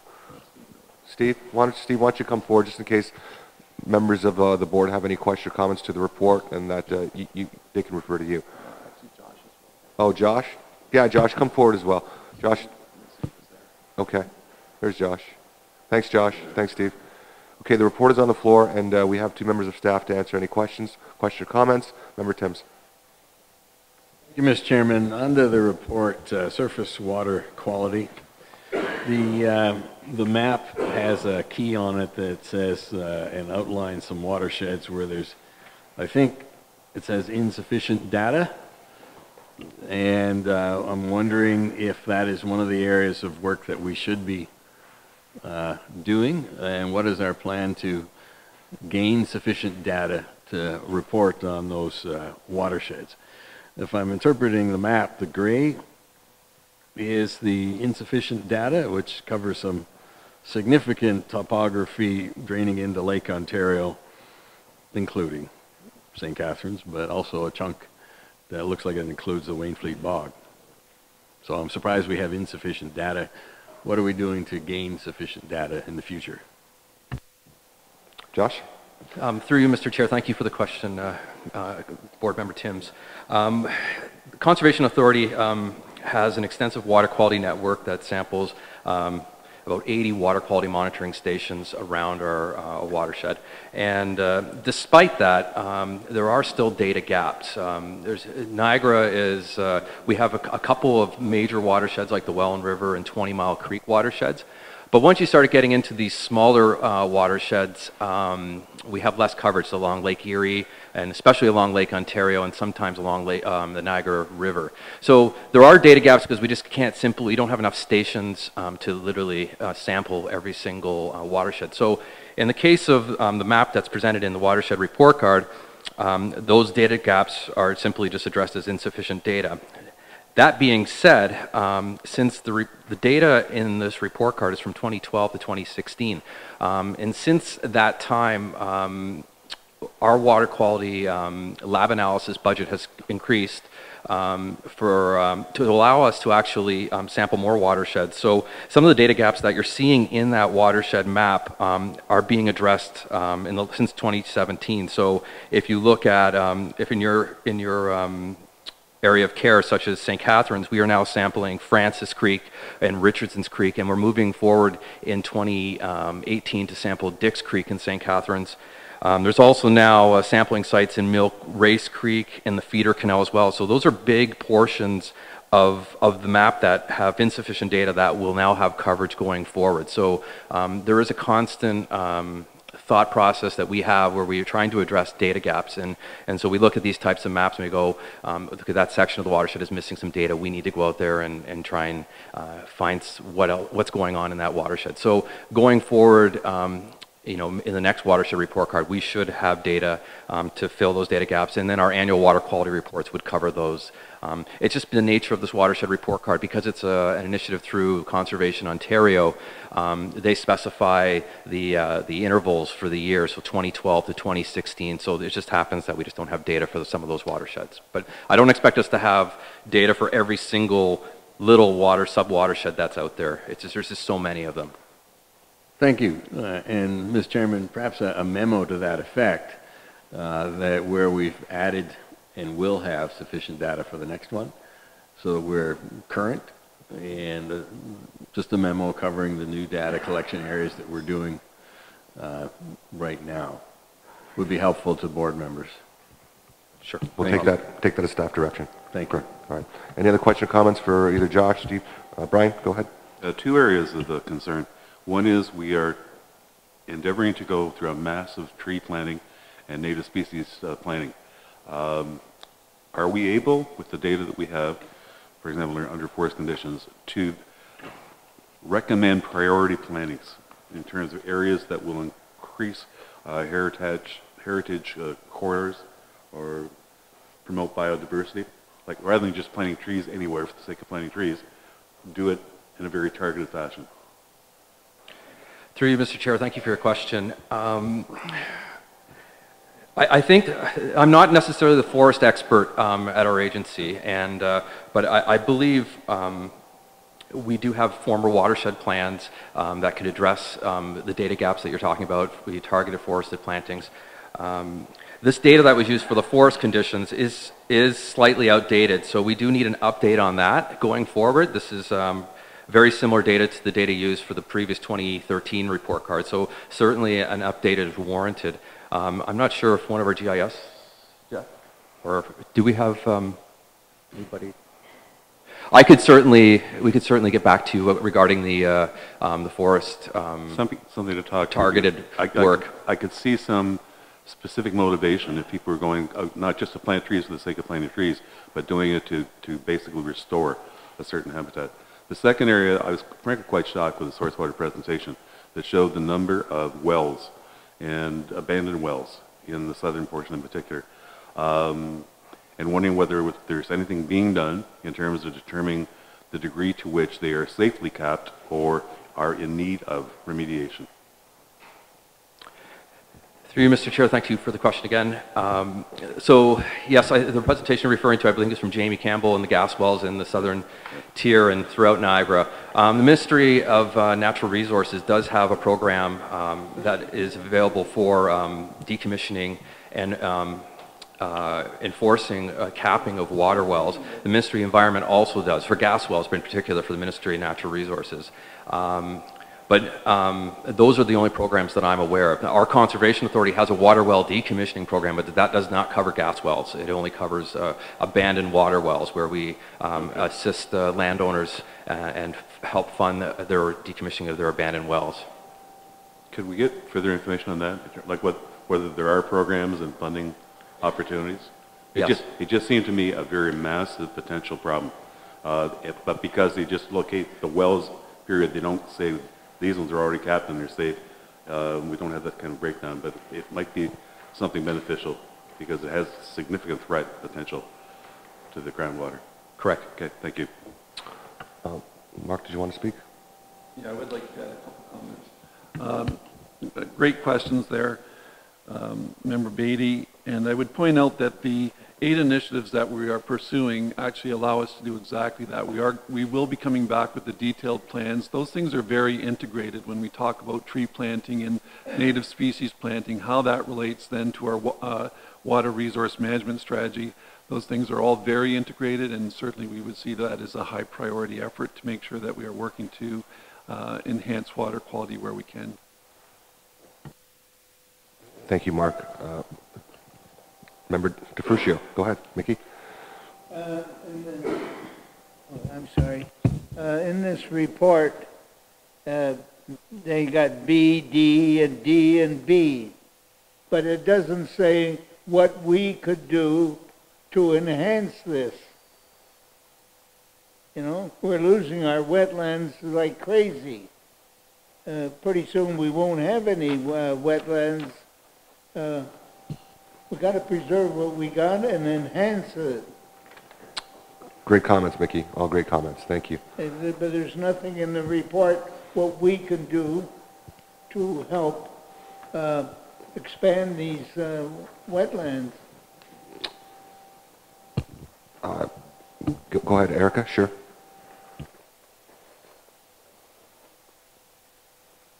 If I may add, through you, Mr. Chair, thank you for the comment. On the back part of the report, there is a section called What is NPCA currently doing? And then how can we enhance the watershed? So there are some call to action items as what can you do as an individual? What can your community do for conservation clubs or any community clubs, and then what can your business and organization do? So there are some action items there. I mean, if you go visit our website as well, there are more action items there as well. Okay, thank you for that. Thank you. I think you point out it is a multi-stakeholder initiative. It takes many hands, so thank you for that. Any other questions or comments? Mickey? Yeah? What I would like to see a motion go on the floor here, that they have a study what we can do to enhance this. Okay, so if I don't say we can get an A all the time, but we can at least improve what we got here. This is not a good report. No, there's lots of work to be done, absolutely. But if you want to, direct staff or between now and March formulate a motion, Mickey, be more than happy to entertain that, and we'll bring it forward to the board. So thank you for those comments. Any other questions or comments? Or yeah, Mark? Thank you, Chair. I just want to comment on what Mickey's saying. The trend and the general water quality throughout Niagara has been observed and known for a long time. It's actually very consistent with other parts of Southern Ontario. Through the 8 initiatives, we do see some opportunity to impact that. However, we have to recognize that we are not the ones primarily responsible for the quality. While we do monitor it, and we are the ones responsible for reporting upon it, we are not fully the ones or only the ones responsible for that water quality. And there's a number of initiatives that have to be undertaken.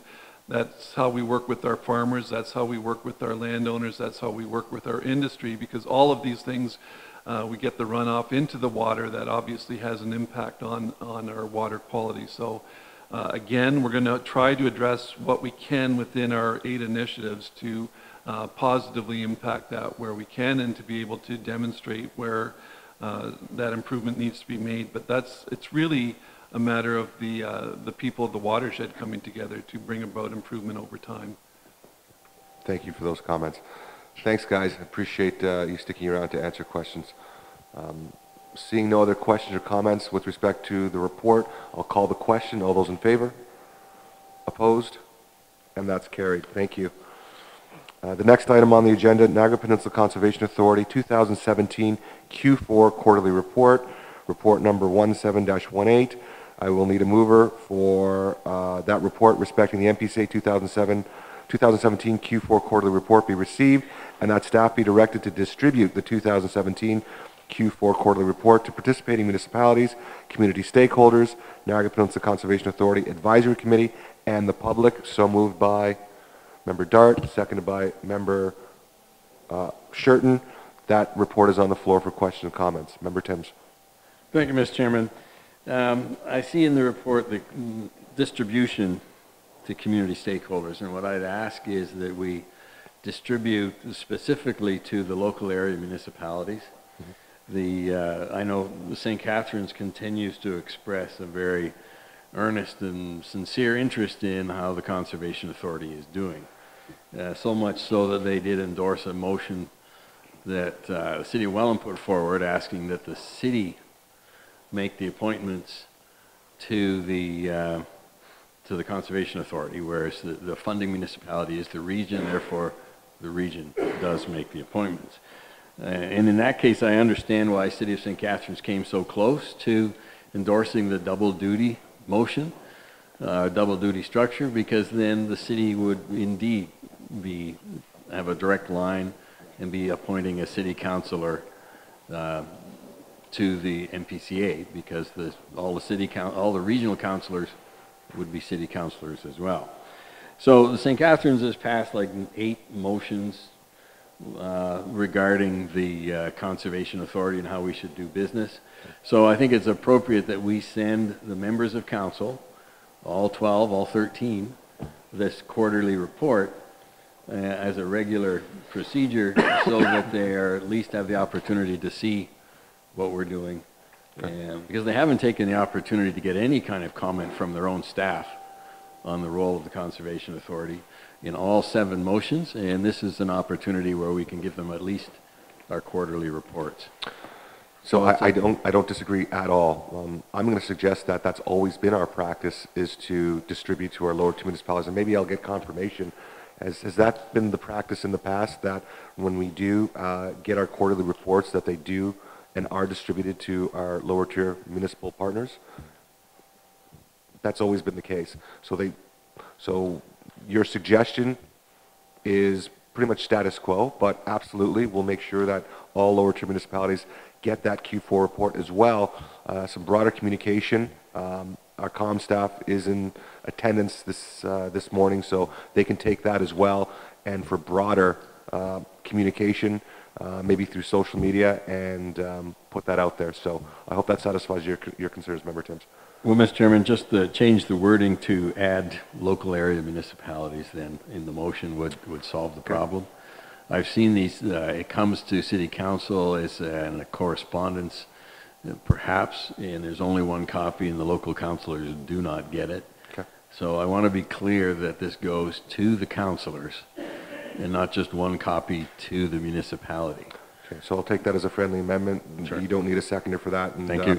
I'll advise staff to make that appropriate change to the language in that motion. So thank you for bringing that forward. Any other question or comments? Member Beattie. Just to follow up on Member Tim's concern,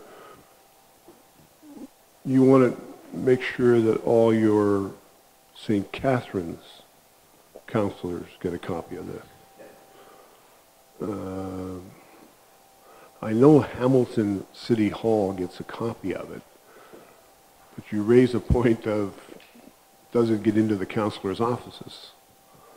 I think that's a valid point, and I would ask staff to check on that with respect to Hamilton Council, that it actually gets into their offices, into their mailboxes. Thank you. Okay. We'll maybe follow up with our partner clerks with that direction, that it be distributed to councillors and department heads, if that's appropriate. So, good question or comments. Okay. Seeing no other question or comments, I'll call the question. All those in favor? Opposed? And that's carried. Thank you. Our next report, Greenbelt and Greater Golden Horseshoe Conservation Authorities Collaborative, report number 28-18. I will need a mover for that report number 2818 respecting the Greenbelt and Greater Golden Horseshoe Conservation Authorities Collaborative be received, and that the Niagara Peninsula Conservation Authority Full Authority Board approve the NPCA's participation in the Greenbelt Golden Horseshoe Conservation Authorities Collaborative, and authorize the CAO to sign the attached memorandum of understanding. Moved by Member Diodati, seconded by Member McPherson. That report is on the floor for question or comments. Seeing none, I would like the CEO to possibly make a few comments. with respect to the collaborative, maybe a little bit of history to it, and what partnership you see moving forward. Mark? Thank you, Mr. Chair.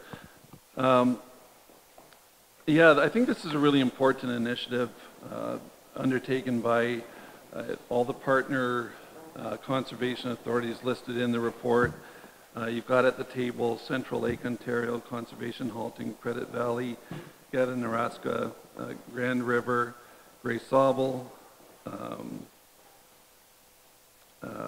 Kawartha, Lake Simcoe, Lower Trent, Nottawasaga, and Toronto Region conservation authorities. And it's just recognizing that obviously the issues that we deal with do not end at our borders or at the borders of our watersheds, but rather that there are a number of issues that need to be addressed collaboratively and to share best practices and to be able to work effectively together to make sure that we are working together in areas like climate change, where we know that we're going to have an expanded role and where we have access to good science-based information.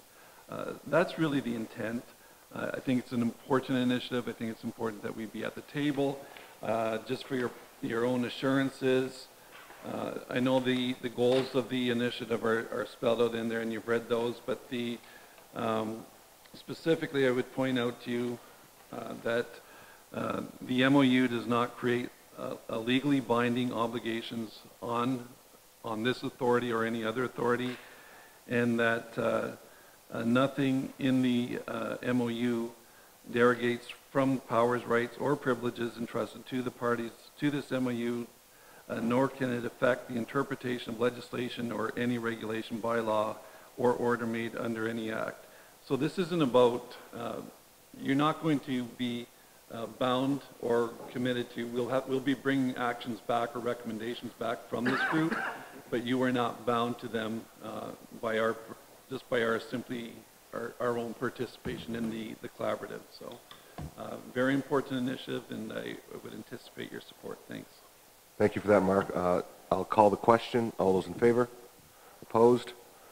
And that's carried. Thank you. Next item, meeting and agenda management solution.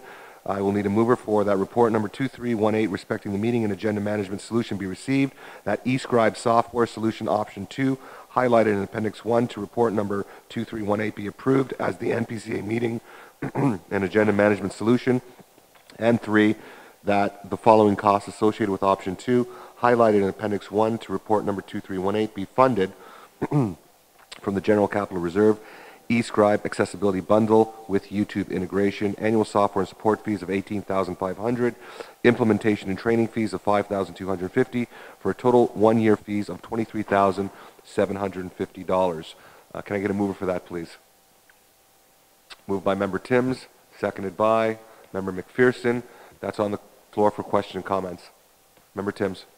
Thank you, Mr. Chairman. Perhaps you could, the staff could bring us up to speed with the current approach that the Niagara region is taking with regard to eScribe.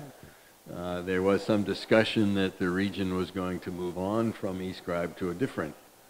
And I know what we're trying to do here is kind of for the convenience, I guess, of members, that everybody's dealing with eScribe at both places, but I understand the region's considering moving on from eScribe, and we're just going to be a step behind for the sake of 6 months. Good comments. I don't know if that's the case, but maybe if Jeff wants to come forward and if members of the board have any questions or comments with respect to eScribe, and maybe you can address Member Tim's questions specifically, Jeff. Thanks. Welcome. Yeah, thanks. Through you, Mr. Chair. I haven't heard anything to that effect. When we met with the provider before soliciting the proposal for this or requesting the proposal, they have mentioned that they're working very closely with Niagara Region still. So I haven't heard anything about that.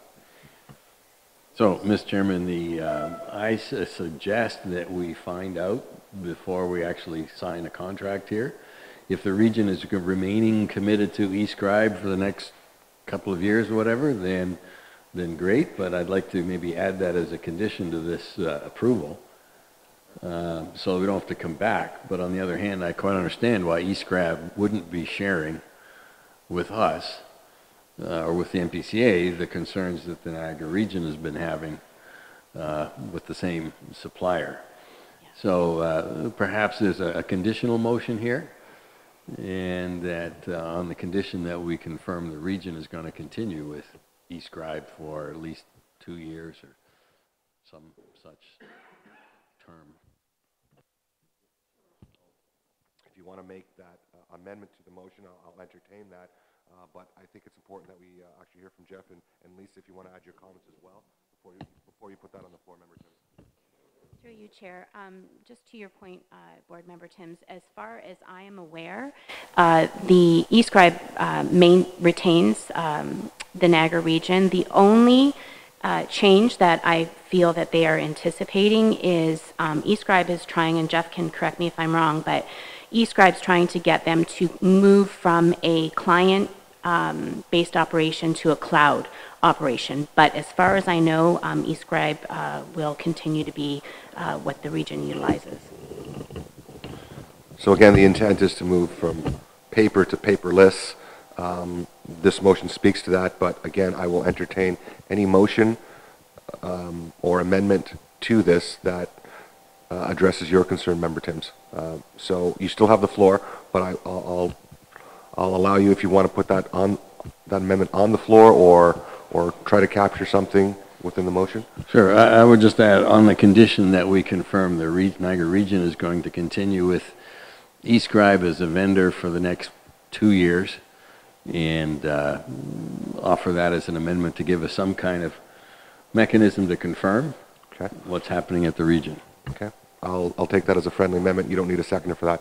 Member Didati, speaking to the amendment. Yeah, sorry if I'm not following through. So are we looking at eScribe? Is it, now I can, the couple things I do want to mention. eScribe's having problems, big problems at the region. As a matter of fact, I don't even use it anymore at the region. I get all hard copy now and they had the owner of eScribe in 2 weeks ago trying to fix the problems. There's been many. I can tell you there's much better, in my opinion, programs. And for boards, leading boards that we use at the Parks Commission, in my opinion, is far superior, much easier to use, no problems. It's dumbed right down. To me, eScribe is not a good program to go to, and evident by what's happening at the region, and it's not made for boards. It's the one at the Parks Commission is made for boards, and it's much easier to use. Okay. I'll hear from the rest of the board members, but again, it's at the discretion of this board to bring forward an option or options, or simply maybe defer it for one cycle until staff can bring back some different options that the board can consider. So I will entertain that as well. Member Didati, you've already spoken to it, so. Okay. So, Member McPherson? Yeah, I would say with that kind of feedback, I would propose a defer of the motion. Okay, so there is a deferral on the floor. Until, can I get a date, please? Date? Until next month, until next meeting. So one cycle to the next board meeting. There is no discussion on a deferral. I'll call. Do we need a second for deferral? Okay, seconded by Member Shurton. All those in favor of deferring for one. Opposed? And that's carried. Thank you. Thanks, Jeff. Okay, yes. And some members might need to leave shortly. I was wondering if there's an opportunity to talk about some new business before we lose some of our members. Yep. I wonder if that's acceptable. I know we changed the order of the agenda already, but I wonder if that would be an option.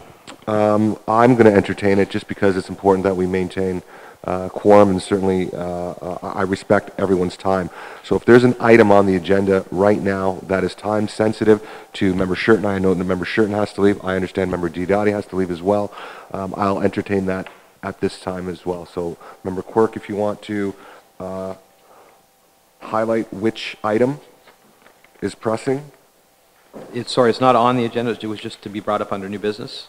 Okay. With respect to, I'd asked for some clarification on where we were at with our participation in the Ramsar designation committee. We had put forward a motion when we endorsed the concept of Ramsar designation that we had nominated 4 different board members to join that committee, and it's my understanding that none of us have been approached about being on that that committee.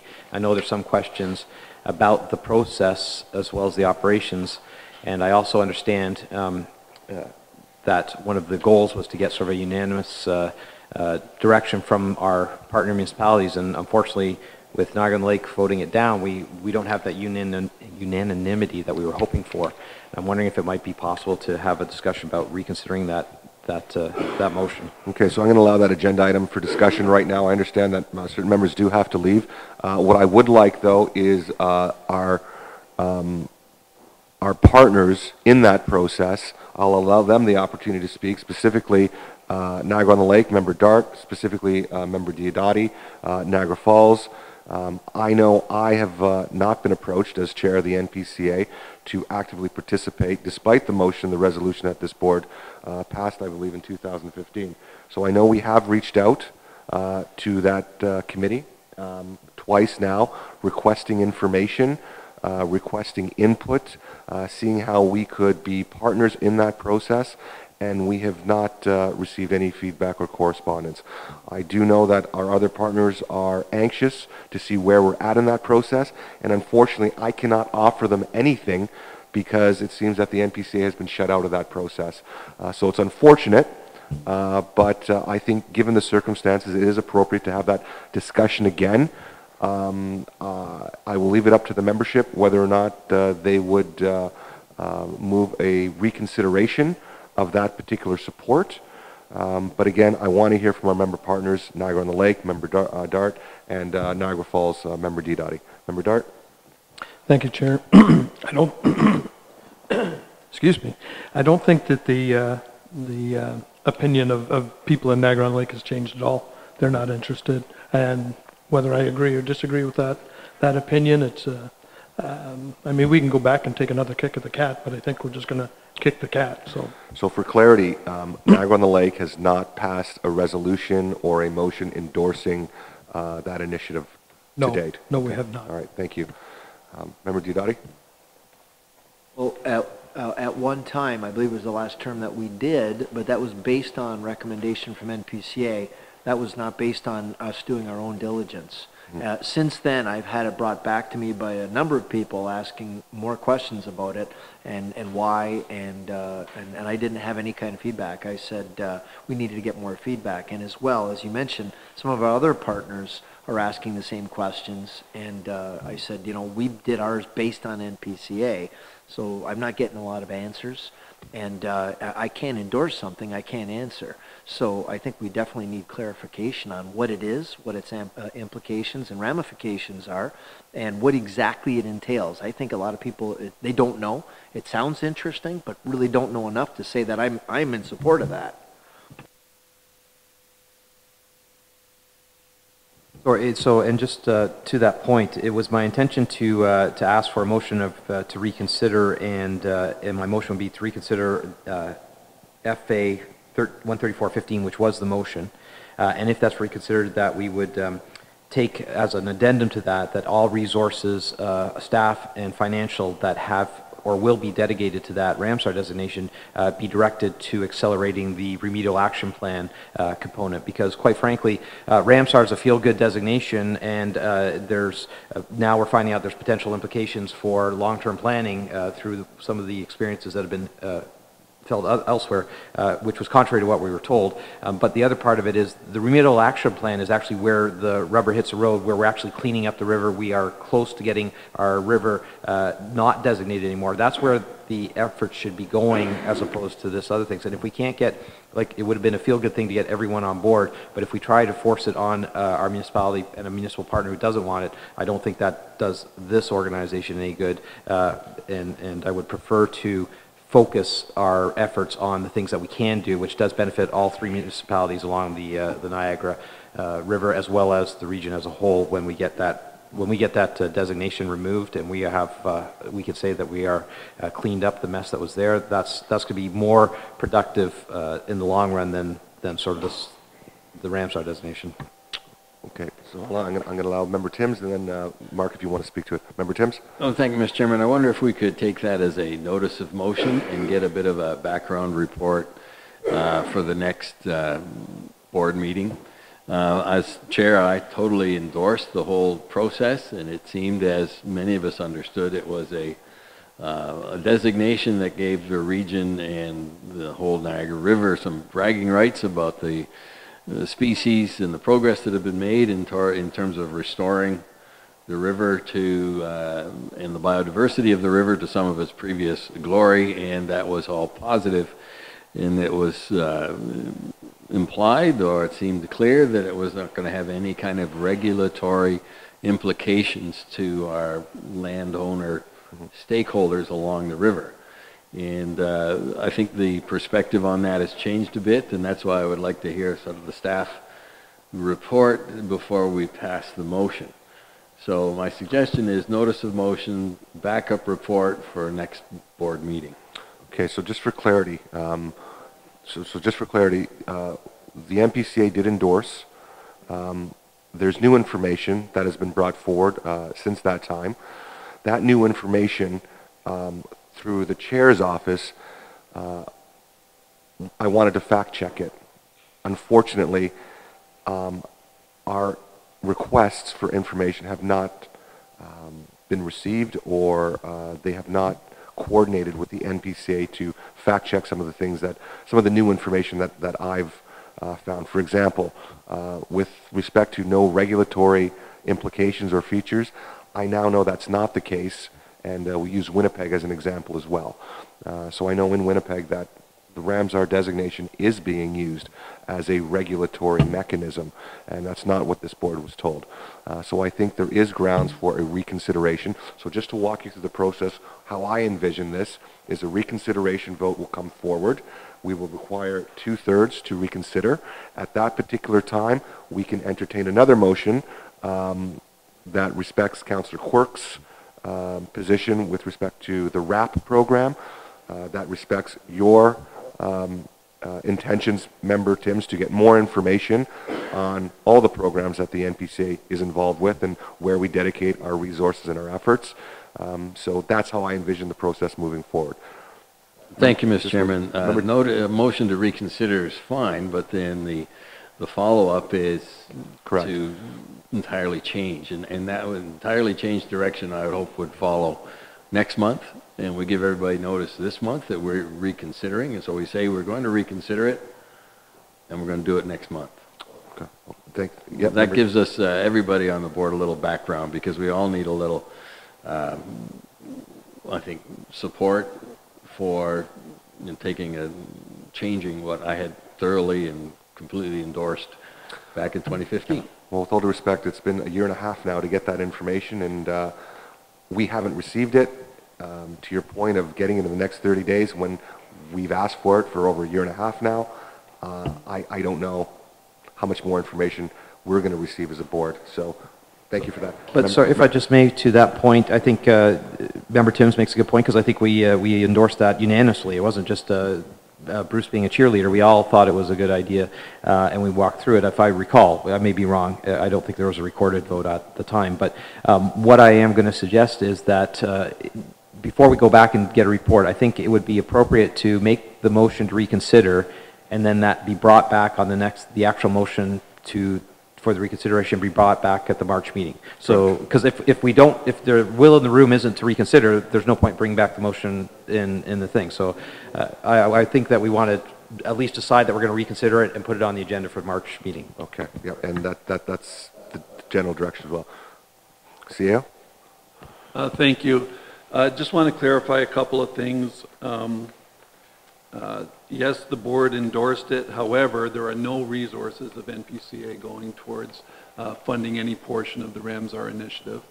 We do have a RAP coordinator, Natalie, who participates on one of the working groups, but that's for her own purposes, because it feeds into the RAP program. It has nothing to do with, she's not there to support Ramsar. She's there because it feeds the RAP program. So her involvement there, and I would remind you as well that RAP, of course, is a partner program. That's not an NPCA program. We do that in collaboration with a number of other stakeholders.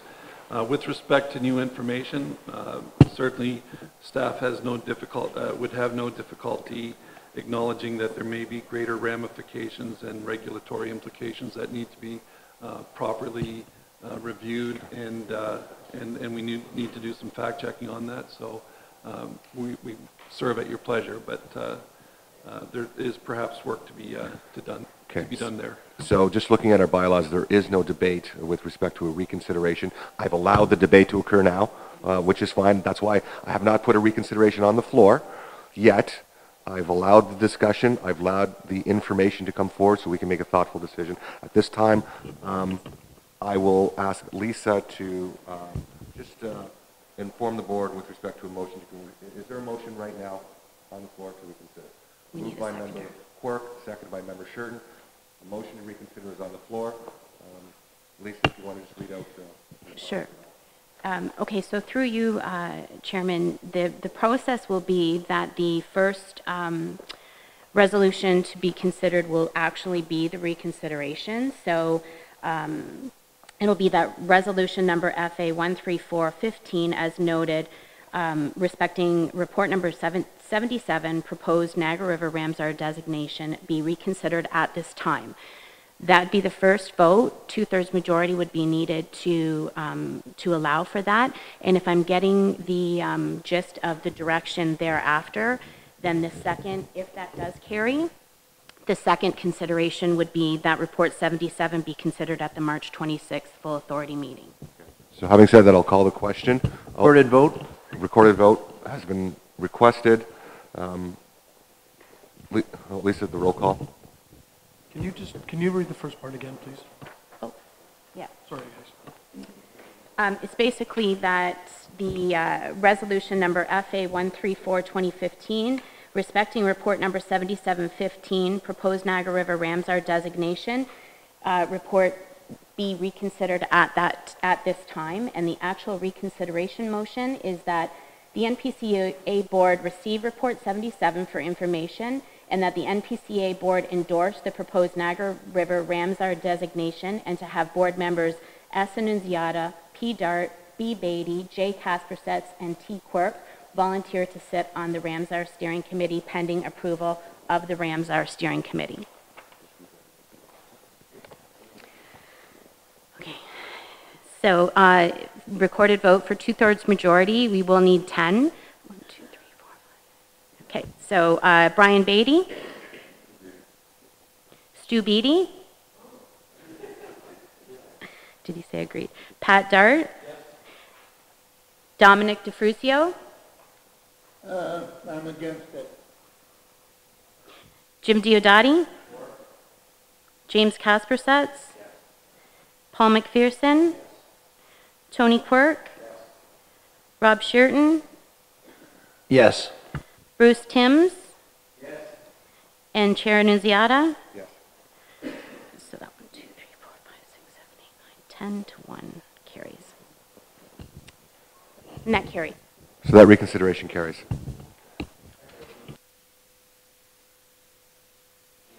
Actually, the next resolution would just be that report 77 be considered at the March 26th. Thanks, Rob. Court moved. That is be at the 26th. We just need to- Correct. Can someone second member Quirk's? Want to read that? Just read that out real quick. Sorry. So the second resolution is that report number 77 respecting the Ramsar designation be considered at the March 26th full authority meeting. Moved by member Quirk, seconded by member Kasper. Perfect. Thank you for your indulgence, board members. Member Shurton had to leave, so we had to move that up in the agenda. So I appreciate your understanding on that one. Okay, so the next item on the agenda. Oh, sorry. Oh, I'm sorry. Yeah, so the resolution moved by member Quirk, second by member Kaspersets. All those in favor? And that's carried. Thank you. Okay, the next item on the agenda, report number 2918 respecting the SS number 6 Glanford Hannon Schoolhouse relocation be received for information. Can I get a mover for that, please? Moved by member Diodati, second by member Kaspersets. Question or comments? Member Beatty. I'd also like to refer it back to the school committee for further discussion. Okay, a referral vote has been called. All those in favor? Opposed? Do we need a seconder for referral? Okay, sorry. Seconder for member Beatty, moved by member Dart. Second by member Dart. Thank you.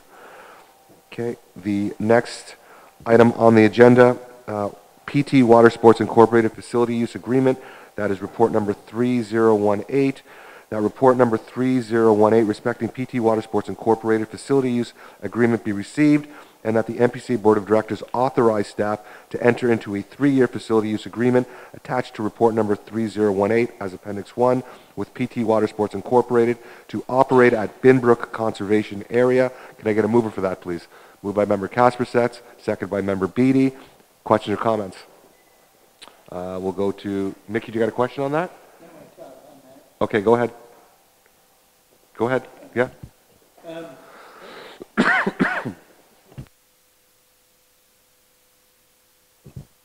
Yeah, I don't approve of commercializing our conservation areas, especially Bimbrook. You're taking up most of the lake here. The place for this is, I'm not against it, the principle of it. The best place for this is in Jordan. You're right on the Queen E, and you already got the what do you call it, the regattas and other sports along there. That's the place to put it, in Jordan. Appreciate your comments, Mickey. Any other question or comments with respect to the report? Member Kaspersets? Through you, Chair, I think this is a great opportunity for Bimbrook. I mean, it's an additional $6,000 per year for the next 3 years. My only concern is that, is there a clause with respect to their water quality and them not being able to use it? They assume full responsibility that in the event that there's a blue algae outbreak. Which we've had in the past as well. Yeah. Maybe staff can speak to the question raised by member Kaspersets. Mr. Barrick? Thank you, Chair, and thanks for the question. So staff have the authority to shut the Lake Nipenko down for health reasons. To your point, that is not referenced in here, and it is something that certainly we can make it known to them. In such an instance, they cannot proceed to invite the public into the water once and if we determine to have it closed. So it's a great point. It's not reflected in this draft agreement. We will make them aware, and we can put it in. But also, they can't hold us financially responsible when you're having to close down. We stop operating. Okay. So am I going to assume then, before any final agreement is signed, that the board has last look at the language in it to respect member Kaspersets' concerns?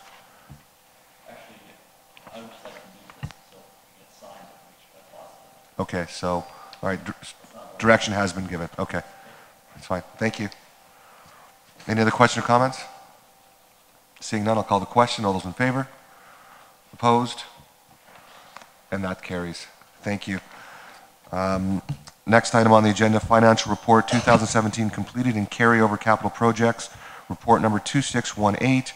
That report number 2618 respecting the Financial Report 2017 completed and carryover capital projects and the attached appendices 1 through 4 be received, and that the board approve the transfer of the $13,389.71 capital surplus from the 2017 special levy, Niagara, to the general capital reserve. I will need a mover and a seconder for that. Moved by member Quirk, seconded by member McPherson. Questions or comments? Seeing none, I'll call the question. All those in favor? Opposed? And that carries. At this time, we will be discussing a item in camera. I will need a motion to move into closed session. Moved by member Kaspersets, seconded by member Dart. We are now adjourned and going into closed session. I will give 5 minutes for the gallery to clear. Thank you.